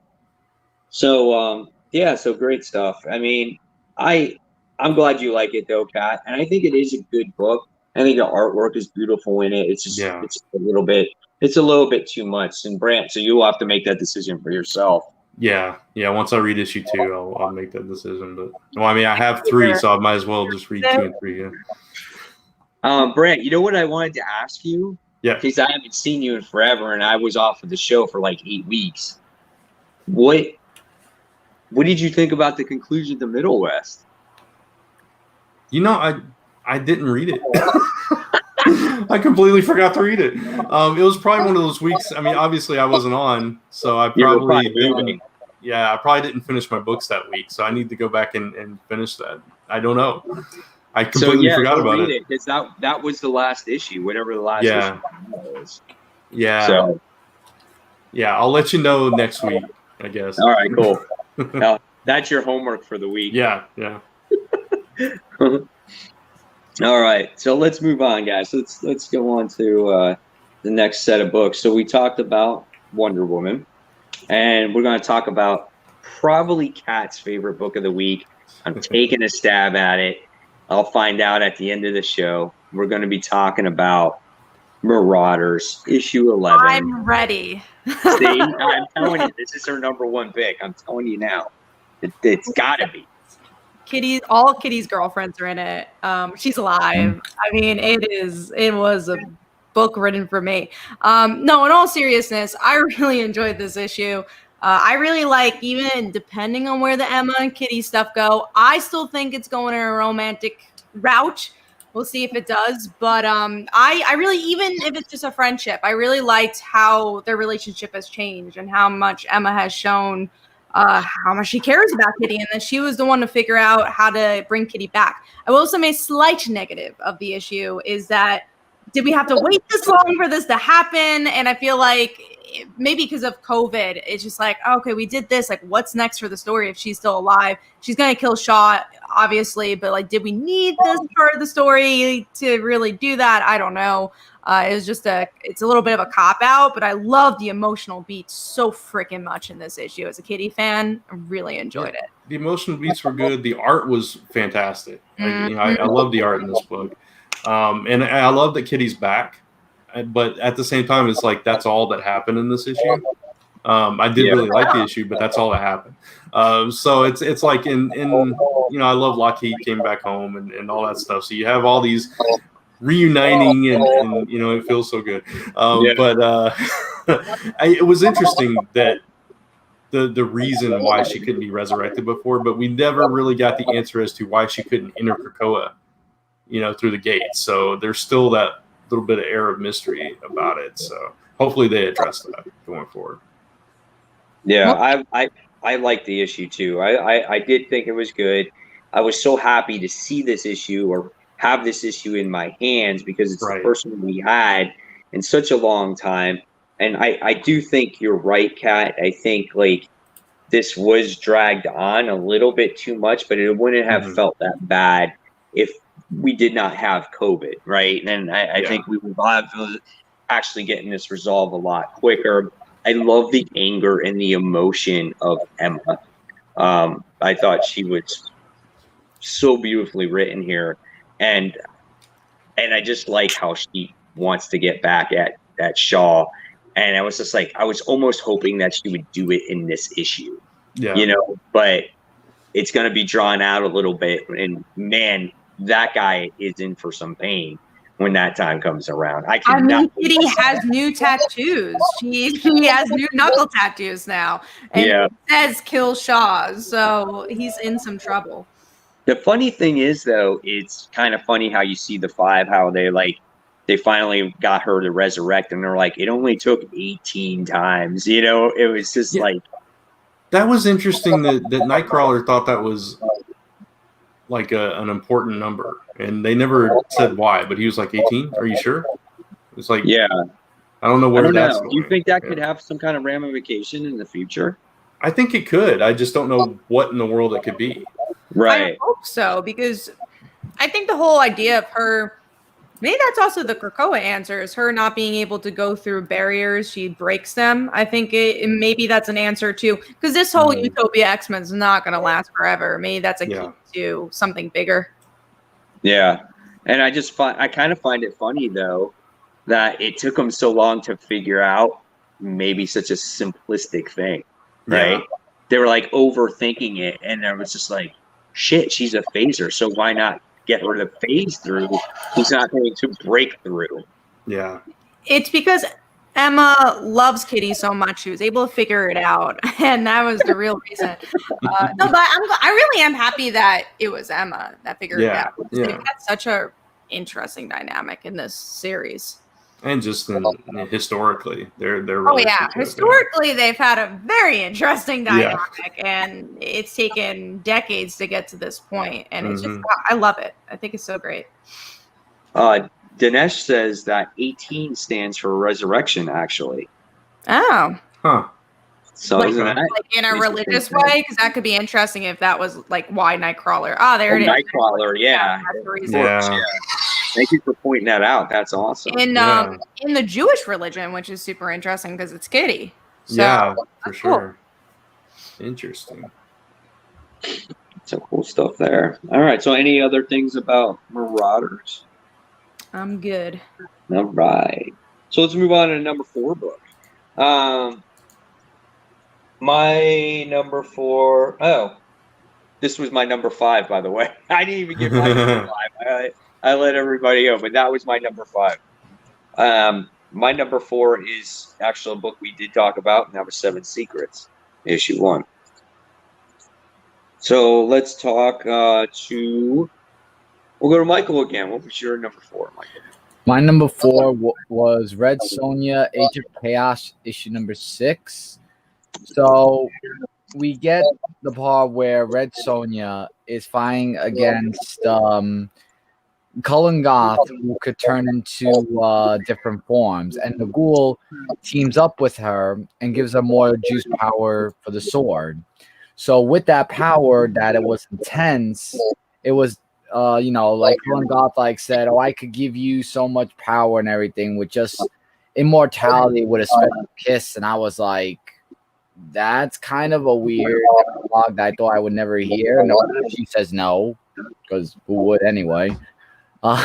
So in this issue, though, she kept pushing on, and that's what I like about Red Sonja's character. Like every time you knock her down, she gets right back up, and it shows that she's a really strong fighter. And but long story short, she beats the sorcerer and then lets him go as a hint for the next volume, because this was the final issue for this issue, I think. Until they meet again some other time, which is that. And the demon still says that Sonja owes her a favor, but they'll make her wait until she's positioned to be the greatest to her and collect her favor, which is another hint towards the next volume. And that was the end of the issue. So this was a pretty cool issue. I liked the art as well as the whole story of how it built up for this issue. That's cool, Michael. I like it. I'm glad you're still enjoying Red Sonja. So that's awesome stuff. Yep. All right. So next is Catherine. I think there's a question here for you from Dinesh. Says, can you explain why Kitty couldn't resurrect before? I would say it's more because they didn't consider her phasing powers. I don't know the science behind it, but that's how they tried explaining it in the book. Yeah, they said she would never break through, so they didn't know why. They just thought it was kind of like a dud every time. And then it's just why couldn't they resurrect her before? So yes, I should. I'm getting there. He has a red wall. It's good enough. We just call it the red room. Flavor. The red room, yeah. Red room. Red. That's Red Mother right behind. Yeah. Oh, and Dana's asked me a question. Hey, Mike, why aren't you doing comic review videos nowadays? I think my channel has actually evolved kind of past that, where I don't have the time to do individual comic reviews. That's why I do the top 10s, because I can do more video or more comic book coverage in one video than individual reviews, if that makes sense. Plus, I can still talk about all these books on this show, and then even on my own show that I do called After the Pull. So I just think I get more audience talking about a mass amount of books than just one single book. Now, I have shifted to a new series called, Father and Son Talk Comics, where I'm starting to do comic reviews with my son. And we're going to be doing events and individual issues here and there. So if you want to see individual reviews, that's where you're going to find it. Those mass reviews, I just don't have really the time to do, 20 videos like I used to do, when my kids were younger, Plus I work every day and everything else. So And I feel like YouTube has kind of changed in that regard too. It used to be good for the algorithm to just do individual reviews and put up like 5 to 10 or whatever. But now I personally think it's better to put a longer video and post your thoughts that way. Back in the day, I used to do single reviews too. Now I just do 1 video a week because A, time-wise, definitely easier. But B, I think that's where YouTube has kind of gone. Yeah, and I just think it's just like I said, I like putting together more of a show than just like a 3-minute video. Or if you do an individual, I like to do like Kat does too, topic videos where you have a specific topic that generates a lot of buzz. Because when it comes to individual reviews, not everybody actually reads that particular book. So when you look at it, it's like comic books in general are a niche audience, and we're not that huge, right? So, and then when you break it down even further and say Kat wants to review Marauders, right? That even breaks it down even further. And then you only have like, say, a couple hundred people that watch that particular, video because they're the ones that read Marauders. So if that makes sense, that's kind of the way we break it down. We also have a question from Chi-Town. Do you guys like the new X-Men run? I really like it. I've been really enjoying it. I think they mean the main title, the X-Men main title. I like it. I just think it's all over the place. That's my only gripe about it. There's been little seeds planted here and there, little storylines, but you don't get that much out of it. You know what I'm saying? You're like, where are we going with all this? And now you're getting ready to go into a major event. So I don't know. I like it. I wish there was more direction though. Yeah, I agree. So, all right. So let's go on. Where are we at, guys? On number 4, and I think you're the only one who went, Mike. Oh no, Michael also went. Yeah. Okay. So Brant, what's yours? We already talked about Alienated. Cool. All right, Kat, what's yours? Mine was Captain Marvel. We already discussed it. Awesome. All right. So we just move right along, and we're going to talk about probably a book we don't talk about that much, and this is The Flash, issue 759. Who read The Flash? I read it because I had an article. I had to read it. So I was like, you know what? I know Chris is not here. I'll mark it down so Brant can discuss it. But I did read this issue because of an interview I did. So the funny thing is, I wasn't gonna read it. I read it because you marked it down. Shit! We should just not be talking about the Flash right now. Yeah, it was. It was a new direction, I guess. It was weird. It's Eobard Thawne. Yeah, Eobard Thawne has taken over the body of Barry Allen, and he's formed this Legion of Zoom, and with all his like major villains. And so, in very quick fashion, the Flash family figures out that it's not Barry, and so by the end of the issue, you have Jay Garrick, Wallace West, Impulse, and Iris facing off against Eobard, and then you also had. Yeah, you also have Max Mercury and Jesse Quick in the Speed Force with Barry. And so it's like this whole, it just came to a head very, very fast. Yeah, so I don't know. I haven't been feeling this run since probably, honestly, the Button or no, Flash War. I really like Flash War. Right. I just feel like it's been going on for a little bit too long. I love seeing the Flash family, but I feel like it's always just teased. They never really do much with it. It's just like, here they are. They're standing around. It's like, cool. It's just. Yeah, it was just like this. This whole issue felt rushed to me too, and no pun intended. But like Barry and Impulse, Barry / Eobard, they have this interaction where Barry's kind of pretty rude to Bart, and he leaves him just like with his head down, and then just like 2 pages later or something, Impulse is like, Barry's never mean to me, and kicks him in the face. It's like, what? There was like no beats there, there was no kind of like let Impulse feel that, kind of take that in as a reader. It was just like instantly he was like, oh no, you're not Barry. So I don't know, wasn't feeling it. When does the new creative team start on the Flash now? I don't remember which issue it is. September, October, yeah. So we're getting close then, because that's when I want to start reading it again. Right. Yeah. You know, again, since I'm reading is Batman books from them, I'm trying to find something from them besides, you know, death metal and Batman and deceased, you know. Yeah. I don't even read death metal, so that's just so sad. Somebody said I just started reading it. I've actually bounced on and off of it. It's like I can't stick with it. Like you said, Kat, this arc with Flash has not really grabbed me. So actually, William, the only one who's been reading it. Yeah, consistently. Williamson's whole run on the book has been very hit and miss for me.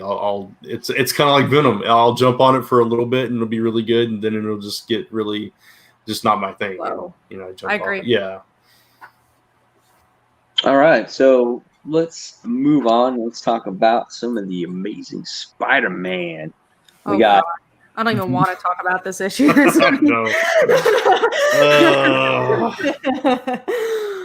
I love it because me and Mike last week, I think it was probably off show, I was like, yeah, I can't wait. Like, I just want to talk Spider-Man. Like, come on, why hasn't Spider-Man been doing anything great? And this issue comes out. I'm like, this is probably one of the worst issues for me. So I didn't hate this issue. I thought it was okay. I mean, because I do like the battle and the fighting, and I liked how Sin Eater was powering up. I thought that was all right. It did introduce Norman back, leading into the whole Green Goblin story arc. I thought that was actually pretty good. And then obviously you get to see that these characters, you know, basically all their sins have been cleansed. So now they're all doing good deeds and stuff like that. And they're in Ravencroft. So, I mean, I thought it was okay. I didn't think it was horrible, but, and I feel like that the villain is a little bit more, I guess, meaningful than what Spider-Man has been dealing with. And I have been looking towards that. So maybe from these next couple story arcs, it's just kind of starting to build to where it means more and more. So we go from Sin Eater to Norman Osborn, then maybe finally to Kindred at that point. So I only hope we get Kindred at issue 50. For me, I don't care about Sin Eater. I really didn't like the artwork here. I liked last issue more. At least you had a little bit with Harley. I just felt like there wasn't a lot of flavor to this issue. Yeah, in my opinion, though, I thought it was a pretty good issue. I mean, like what Mike just said, you know, Sin Eater's character was trying to convince Spider-Man that people want something better and not in the way Spider-Man does his way and everything. And I thought with Norman that came back and with the confrontation that he had with Nora Winters, that the Sin Eater's next victim is going to actually be Nora Winters. The cliffhanger was interesting with that. I forgot about that cliffhanger. Nora, I guess dying maybe? I don't know. Yeah. I thought that was pretty cool. I'm not too sure if it's going to be dying. I think maybe she might be used as something like that. No, I'm just saying that's what builds like a foreshadowing of what might happen with her character. Like, I don't think they're going to kill her off. I think that they're just going to do something else. I just don't know how. Like changing character wise, it's really a big question mark of what they're going to do, and it's to be. I mean, Sin Eater's motives is like you said, Michael. It's interesting because he sees things differently, and he's like, I do things differently than the way you look at things, Spider-Man, and this is how I deal with it, and compared to you dealing with it. And then Spider-Man is trying to deal with his way. He sees all this loss. And he's being, you know, the worst thing he hates is seeing death, and he's dealt with so much death. And then it's just like, but Sin Eater looks at it as he's cleansing them of their sins, you know. And it's like, so I don't know. I thought it was an interesting story. Yeah. I've read worse, I guess, right? I thought it was interesting that he was taking their abilities and just kind of leaving them as a shell of themselves. I still don't like Sin Eater like that, right? But that's the boring part for me. But yeah, the Nora stuff was interesting, and I'm really curious to see what role Carly plays in all this. So I think what's interesting is because One More Day has been such a hiding factor, and I feel like that's why Carly's in it. And I mentioned I did a video on this previously, but that's like also why I think Gwen Stacy as Kindred would be super interesting, because it is One More Day, right? That's like what we're leading up to, is like will it be erased? And who wouldn't be a better villain than Gwen Stacy to a One More Day story? Like, was Gwen Stacy Spider-Man's real love or not? Or is it actually MJ? I think that'd be super interesting. I'm just curious if people will be disappointed with that, because I'd be more disappointed with Harry. I think at the same time, it's like Gwen Stacy is kind of everywhere. Like she's got an alternate book. She's in the clone shit, all that. And she was most recently in all these other, Spider-Man books. And then you got her, if you get her thrown in here, I'm just curious if that is enough for the fans of Spider-Man. Yeah. Who would you rather want then? Because I feel like the only other option is really Harry. And I'm like, oh, too obvious. I wouldn't want to. I agree with you. For Harry. Harry's very obvious also. I don't know. I don't Flash. know. Flash would be interesting. I wouldn't mind that. That's kind of like the middle ground. I'm like, oh, that'd be kind of cool. I wouldn't be disappointed, but I wouldn't be that excited. I'd be happy to be back. Watch him be somebody that we just haven't seen in like eons, and he's like I'd be upset. Some B-rated character. Watch him be Uncle Ben. I mean, that's what Spencer does, right? It's like he pulls out these obscure characters in Spider-Man's past. That's what he's done the whole run. Yeah. So I don't know. We'll see what happens there, but I hope it gets there so soon. A commenter says it's Gwen Stacy. So we'll see what happens. I don't know, man. All right, let's move on to our number 3. Number 3. It's one of the first comics we started talking about. It's Venom issue 27. So, Kat, what was your number 3? My number 3 is Red Mother, issue 7. Oh, an interesting issue. I enjoyed this one. So we get to see Daisy continue to want to ignore her problems. And she's trying to figure out the puzzle once again. But I like just the small moments of her, trying to get adjusted in life and all that. She sees her boss have sex with another coworker. She's like, oh, shit. And then she goes to have sex with her. That's what I thought was funny. It was like, oh, he's doing it. Well, I'm going to go do it too. So, but what I find interesting, like what I'm seeing here, I should go do this. He's like, you know what? It's been a while. It's like, hey, I can take a break now then. Like, but I thought what was super interesting about that cliffhanger is that I think you dig a little deeper, right? It goes back to her ignoring her problems. She definitely has not dealt with her fiance, whatever it was, boyfriend dying. And she's like, I'm just going to put myself full throttle into this relationship and, just be with this guy because she doesn't want to feel what she's feeling. I find that so interesting. And I was talking about this with Mike. I think it'd be really cool if we find out that she's the Red Mother, like she killed these people. And like the reason she has all this PTSD is because of what she did, not what she saw. Because those people were calling her the Red Mother. So that would be very interesting.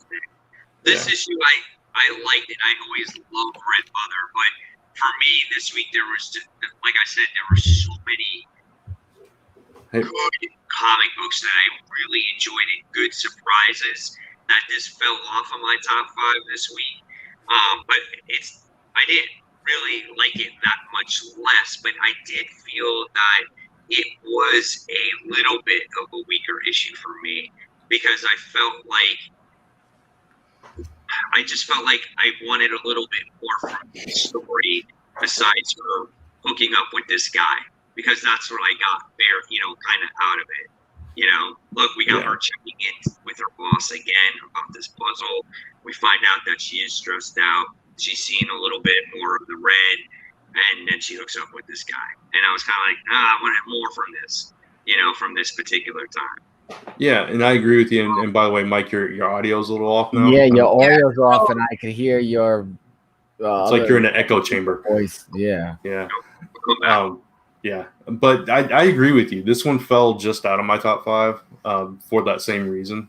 So it was just a little bit slower, a little bit less happening, but I do like where it's headed from here. Well, Mike's gone, so that was my number 3, right? Yeah.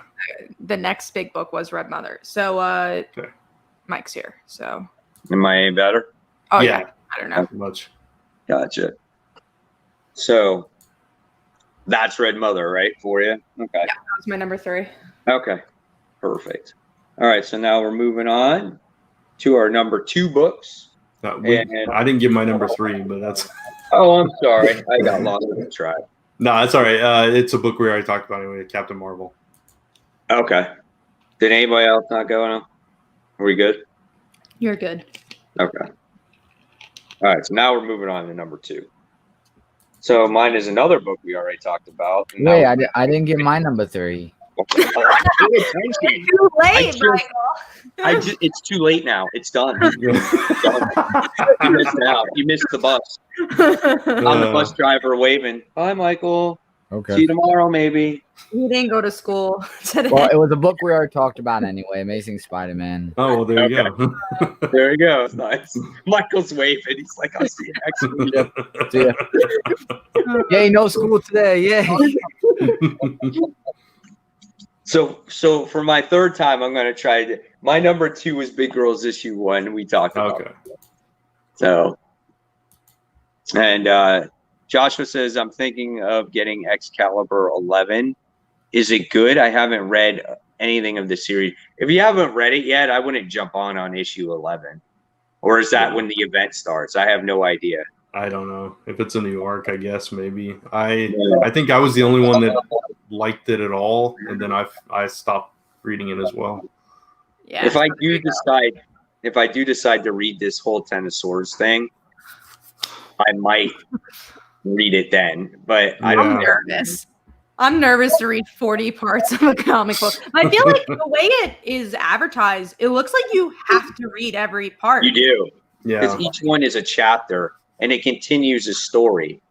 So it looks like you have to read it. Every issue. I don't know if I'll get every issue physically. I think that'll be where I'm like drawing the line. Like I'll pick up the physical books of what I usually get, and then I'll read the rest digital. We do have a question from Tavia. Are you excited for Speed Metal? No, so I'm not reading Death Metal. So yeah, for the Flash. I don't give a crap about Death Metal. So yeah. As you saw, actually, on our big books, only Mike has read Death Metal, and Chris is not here, so that's why we didn't discuss Death Metal this week. Yeah, I read that. Yeah, I'm the only one here that reads Death Metal, and even though I did like it, it wasn't in my top 5 either. So, all right.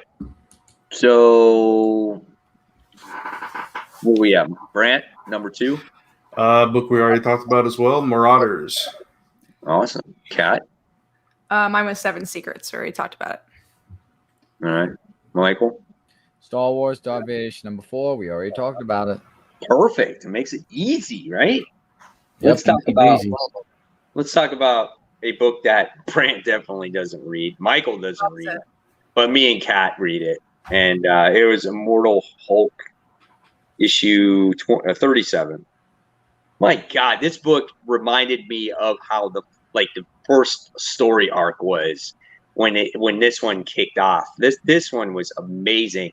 It opens up with Rick Jones in some demented proportion that was just like, whoa, what happened to you, Rick Jones? And he got he obviously exploded the Hulk, and the Hulk basically just blew up a whole entire, I guess, city block or whatever, and destroyed all these people because, he was purposely blown off. He created like a gamma bomb, right?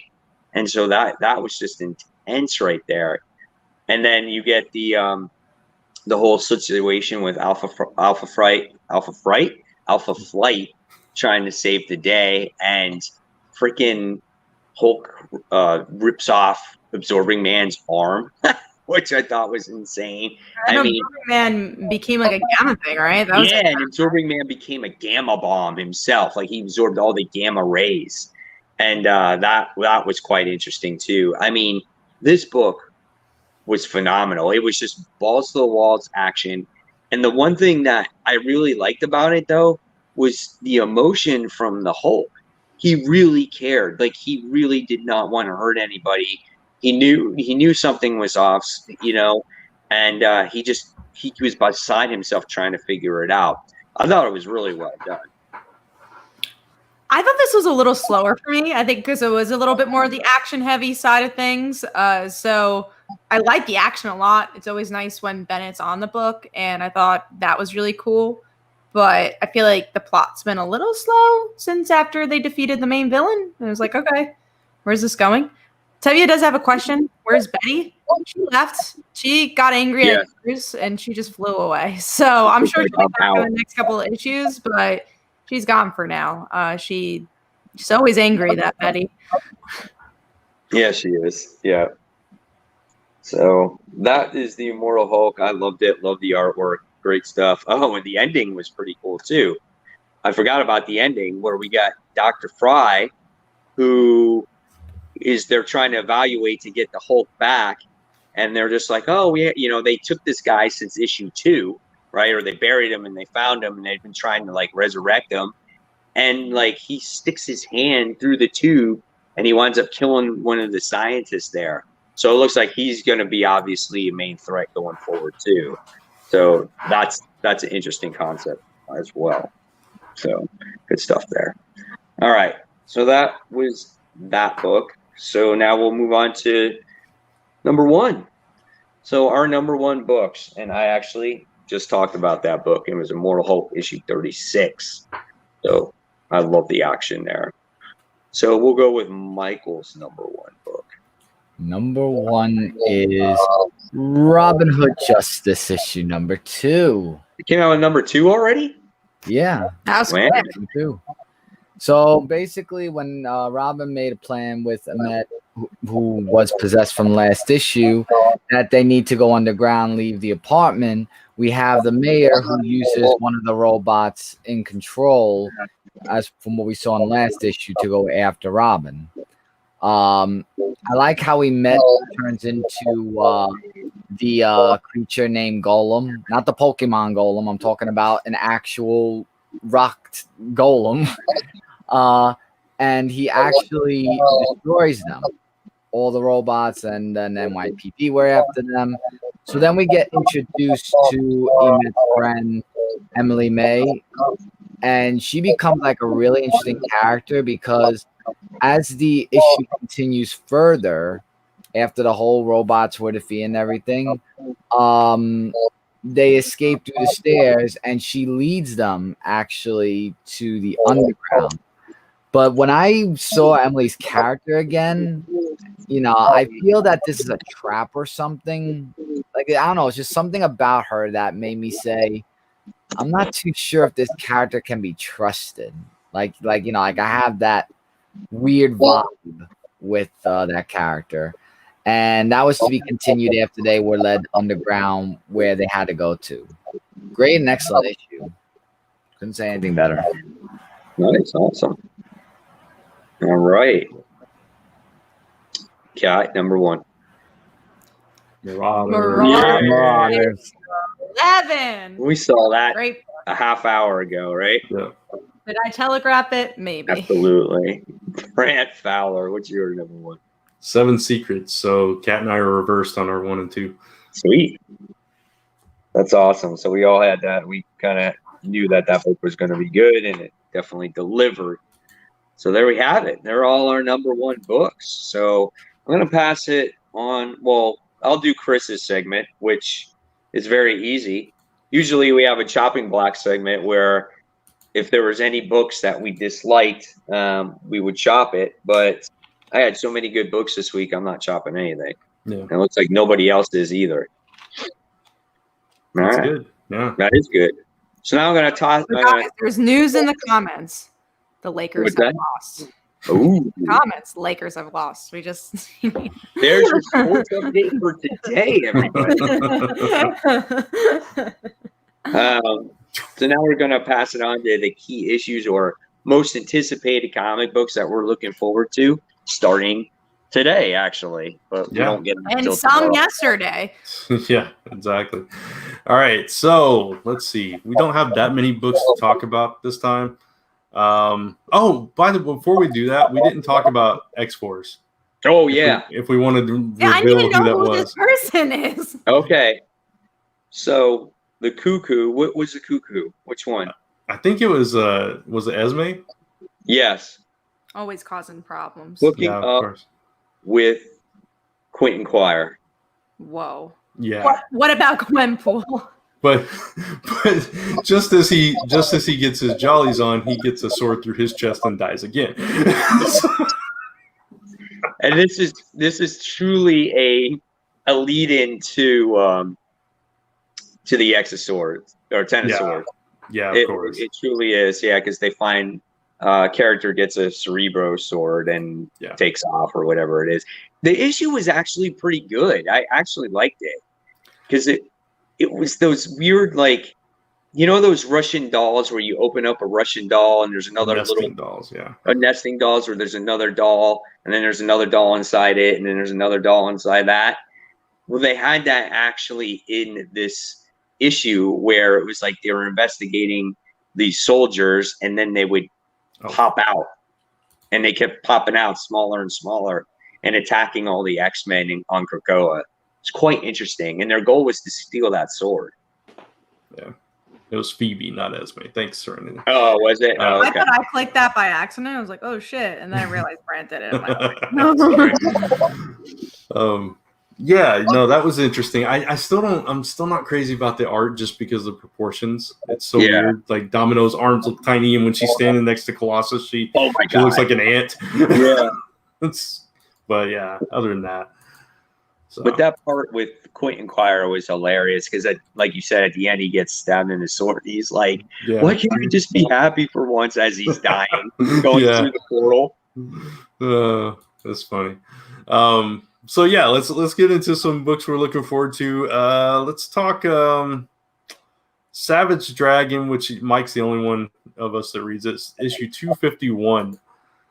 Yeah, so issue 251 is supposedly a good jumping on point for readers. In issue 250, we actually get the return of Malcolm Dragon's father, Savage Dragon, who actually kicked off the series, and he hasn't been around in I want to say like 4 years. He's been gone a long time, and this book takes place in real time.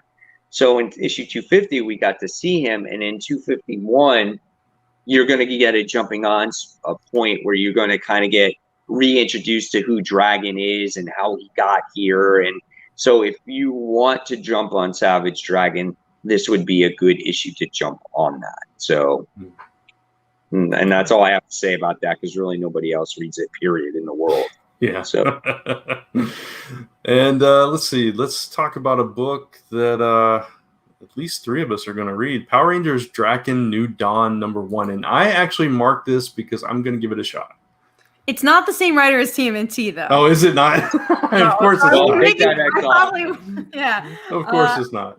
I would instead read Mighty Morphin Power Rangers. Trying to think what other stuff he's writing. Yeah, he has a new series, a new Power Rangers series coming out. They're relaunchafinitely them. Okay. Don't know if this would be the best jumping on point for you, Brad. Gotcha. Yeah, different writer, might not be the same vibe.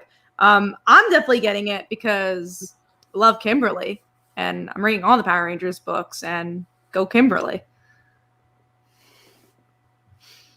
And I guess Michael is maybe interested. No, yeah, I marked it down that I would be reading that. Okay. Any thoughts? I think it's gonna be I think it's gonna be really awesome because I've read the other Power Rangers issue and I want to take a look at it to see how the story will be. Cool. The artwork doesn't look as strong as the last one, so I'm a little worried on that regard. Okay. One book Michael is excited about is Sonic the Hedgehog issue 30, I'm sure. Yes, that book I am definitely going to look forward to reading as well. Awesome. And let's see. We got the next issue of Captain Marvel is already coming out. So issue 20 comes out tomorrow. And I'm not complaining, though. Yeah, no, not at all. It's, fantastic series. So we talked about it. What is it? The Corps, the Carol Corps, or whatever they are. Yeah. So we get to find out what happens right away. Yeah, I'm excited. I was gonna say, especially for like a lighter week. The week is not like a ton of like big books. It's nice to have something that you've been enjoying. Yeah, that's true. It's just weird how their schedule is right now, because you'll get these books back to back sometimes. Like they're trying to catch up now. Yeah, exactly. All right, and Nightwing number 73, part of the Joker War saga. You're looking forward to that one, Mike?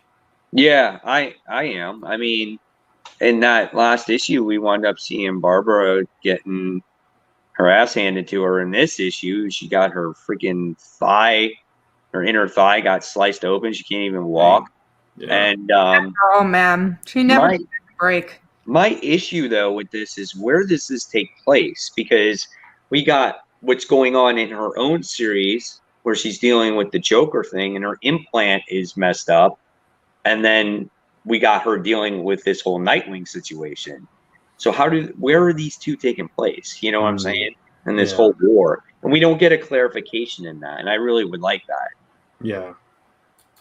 That's one thing I hate about some of these times. They don't tell you where things fit in, and you got to figure it out yourself. Let's see. A book that I have not read, Dead Day number 2. I know you guys liked it. Yeah. It's been so long since that first issue. Yeah, I really enjoyed it, so I'm excited for issue 2. The same writer as the Power Ranger stuff you like. Oh, is it really? Yeah. Okay. Well, there you go. I should go seek that one out then. There's a new book coming out from IDW called Voyage of the Stars, issue 1, and it's based on a podcast that features like Felicia Day and different people from different like cult favorite shows. So I'm gonna check it out because it sounded pretty interesting to me. And then I think the only other one we have to talk about is Batman issue 97, the next official part of Joker War. I think Punchline is back, so that's cool. Yeah. Catwoman's in this issue. Yeah. So looking forward to that.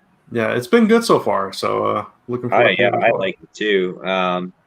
I even like the last issue of Detective. The last issue of Detective was really good. It just didn't make the top 5. Yeah.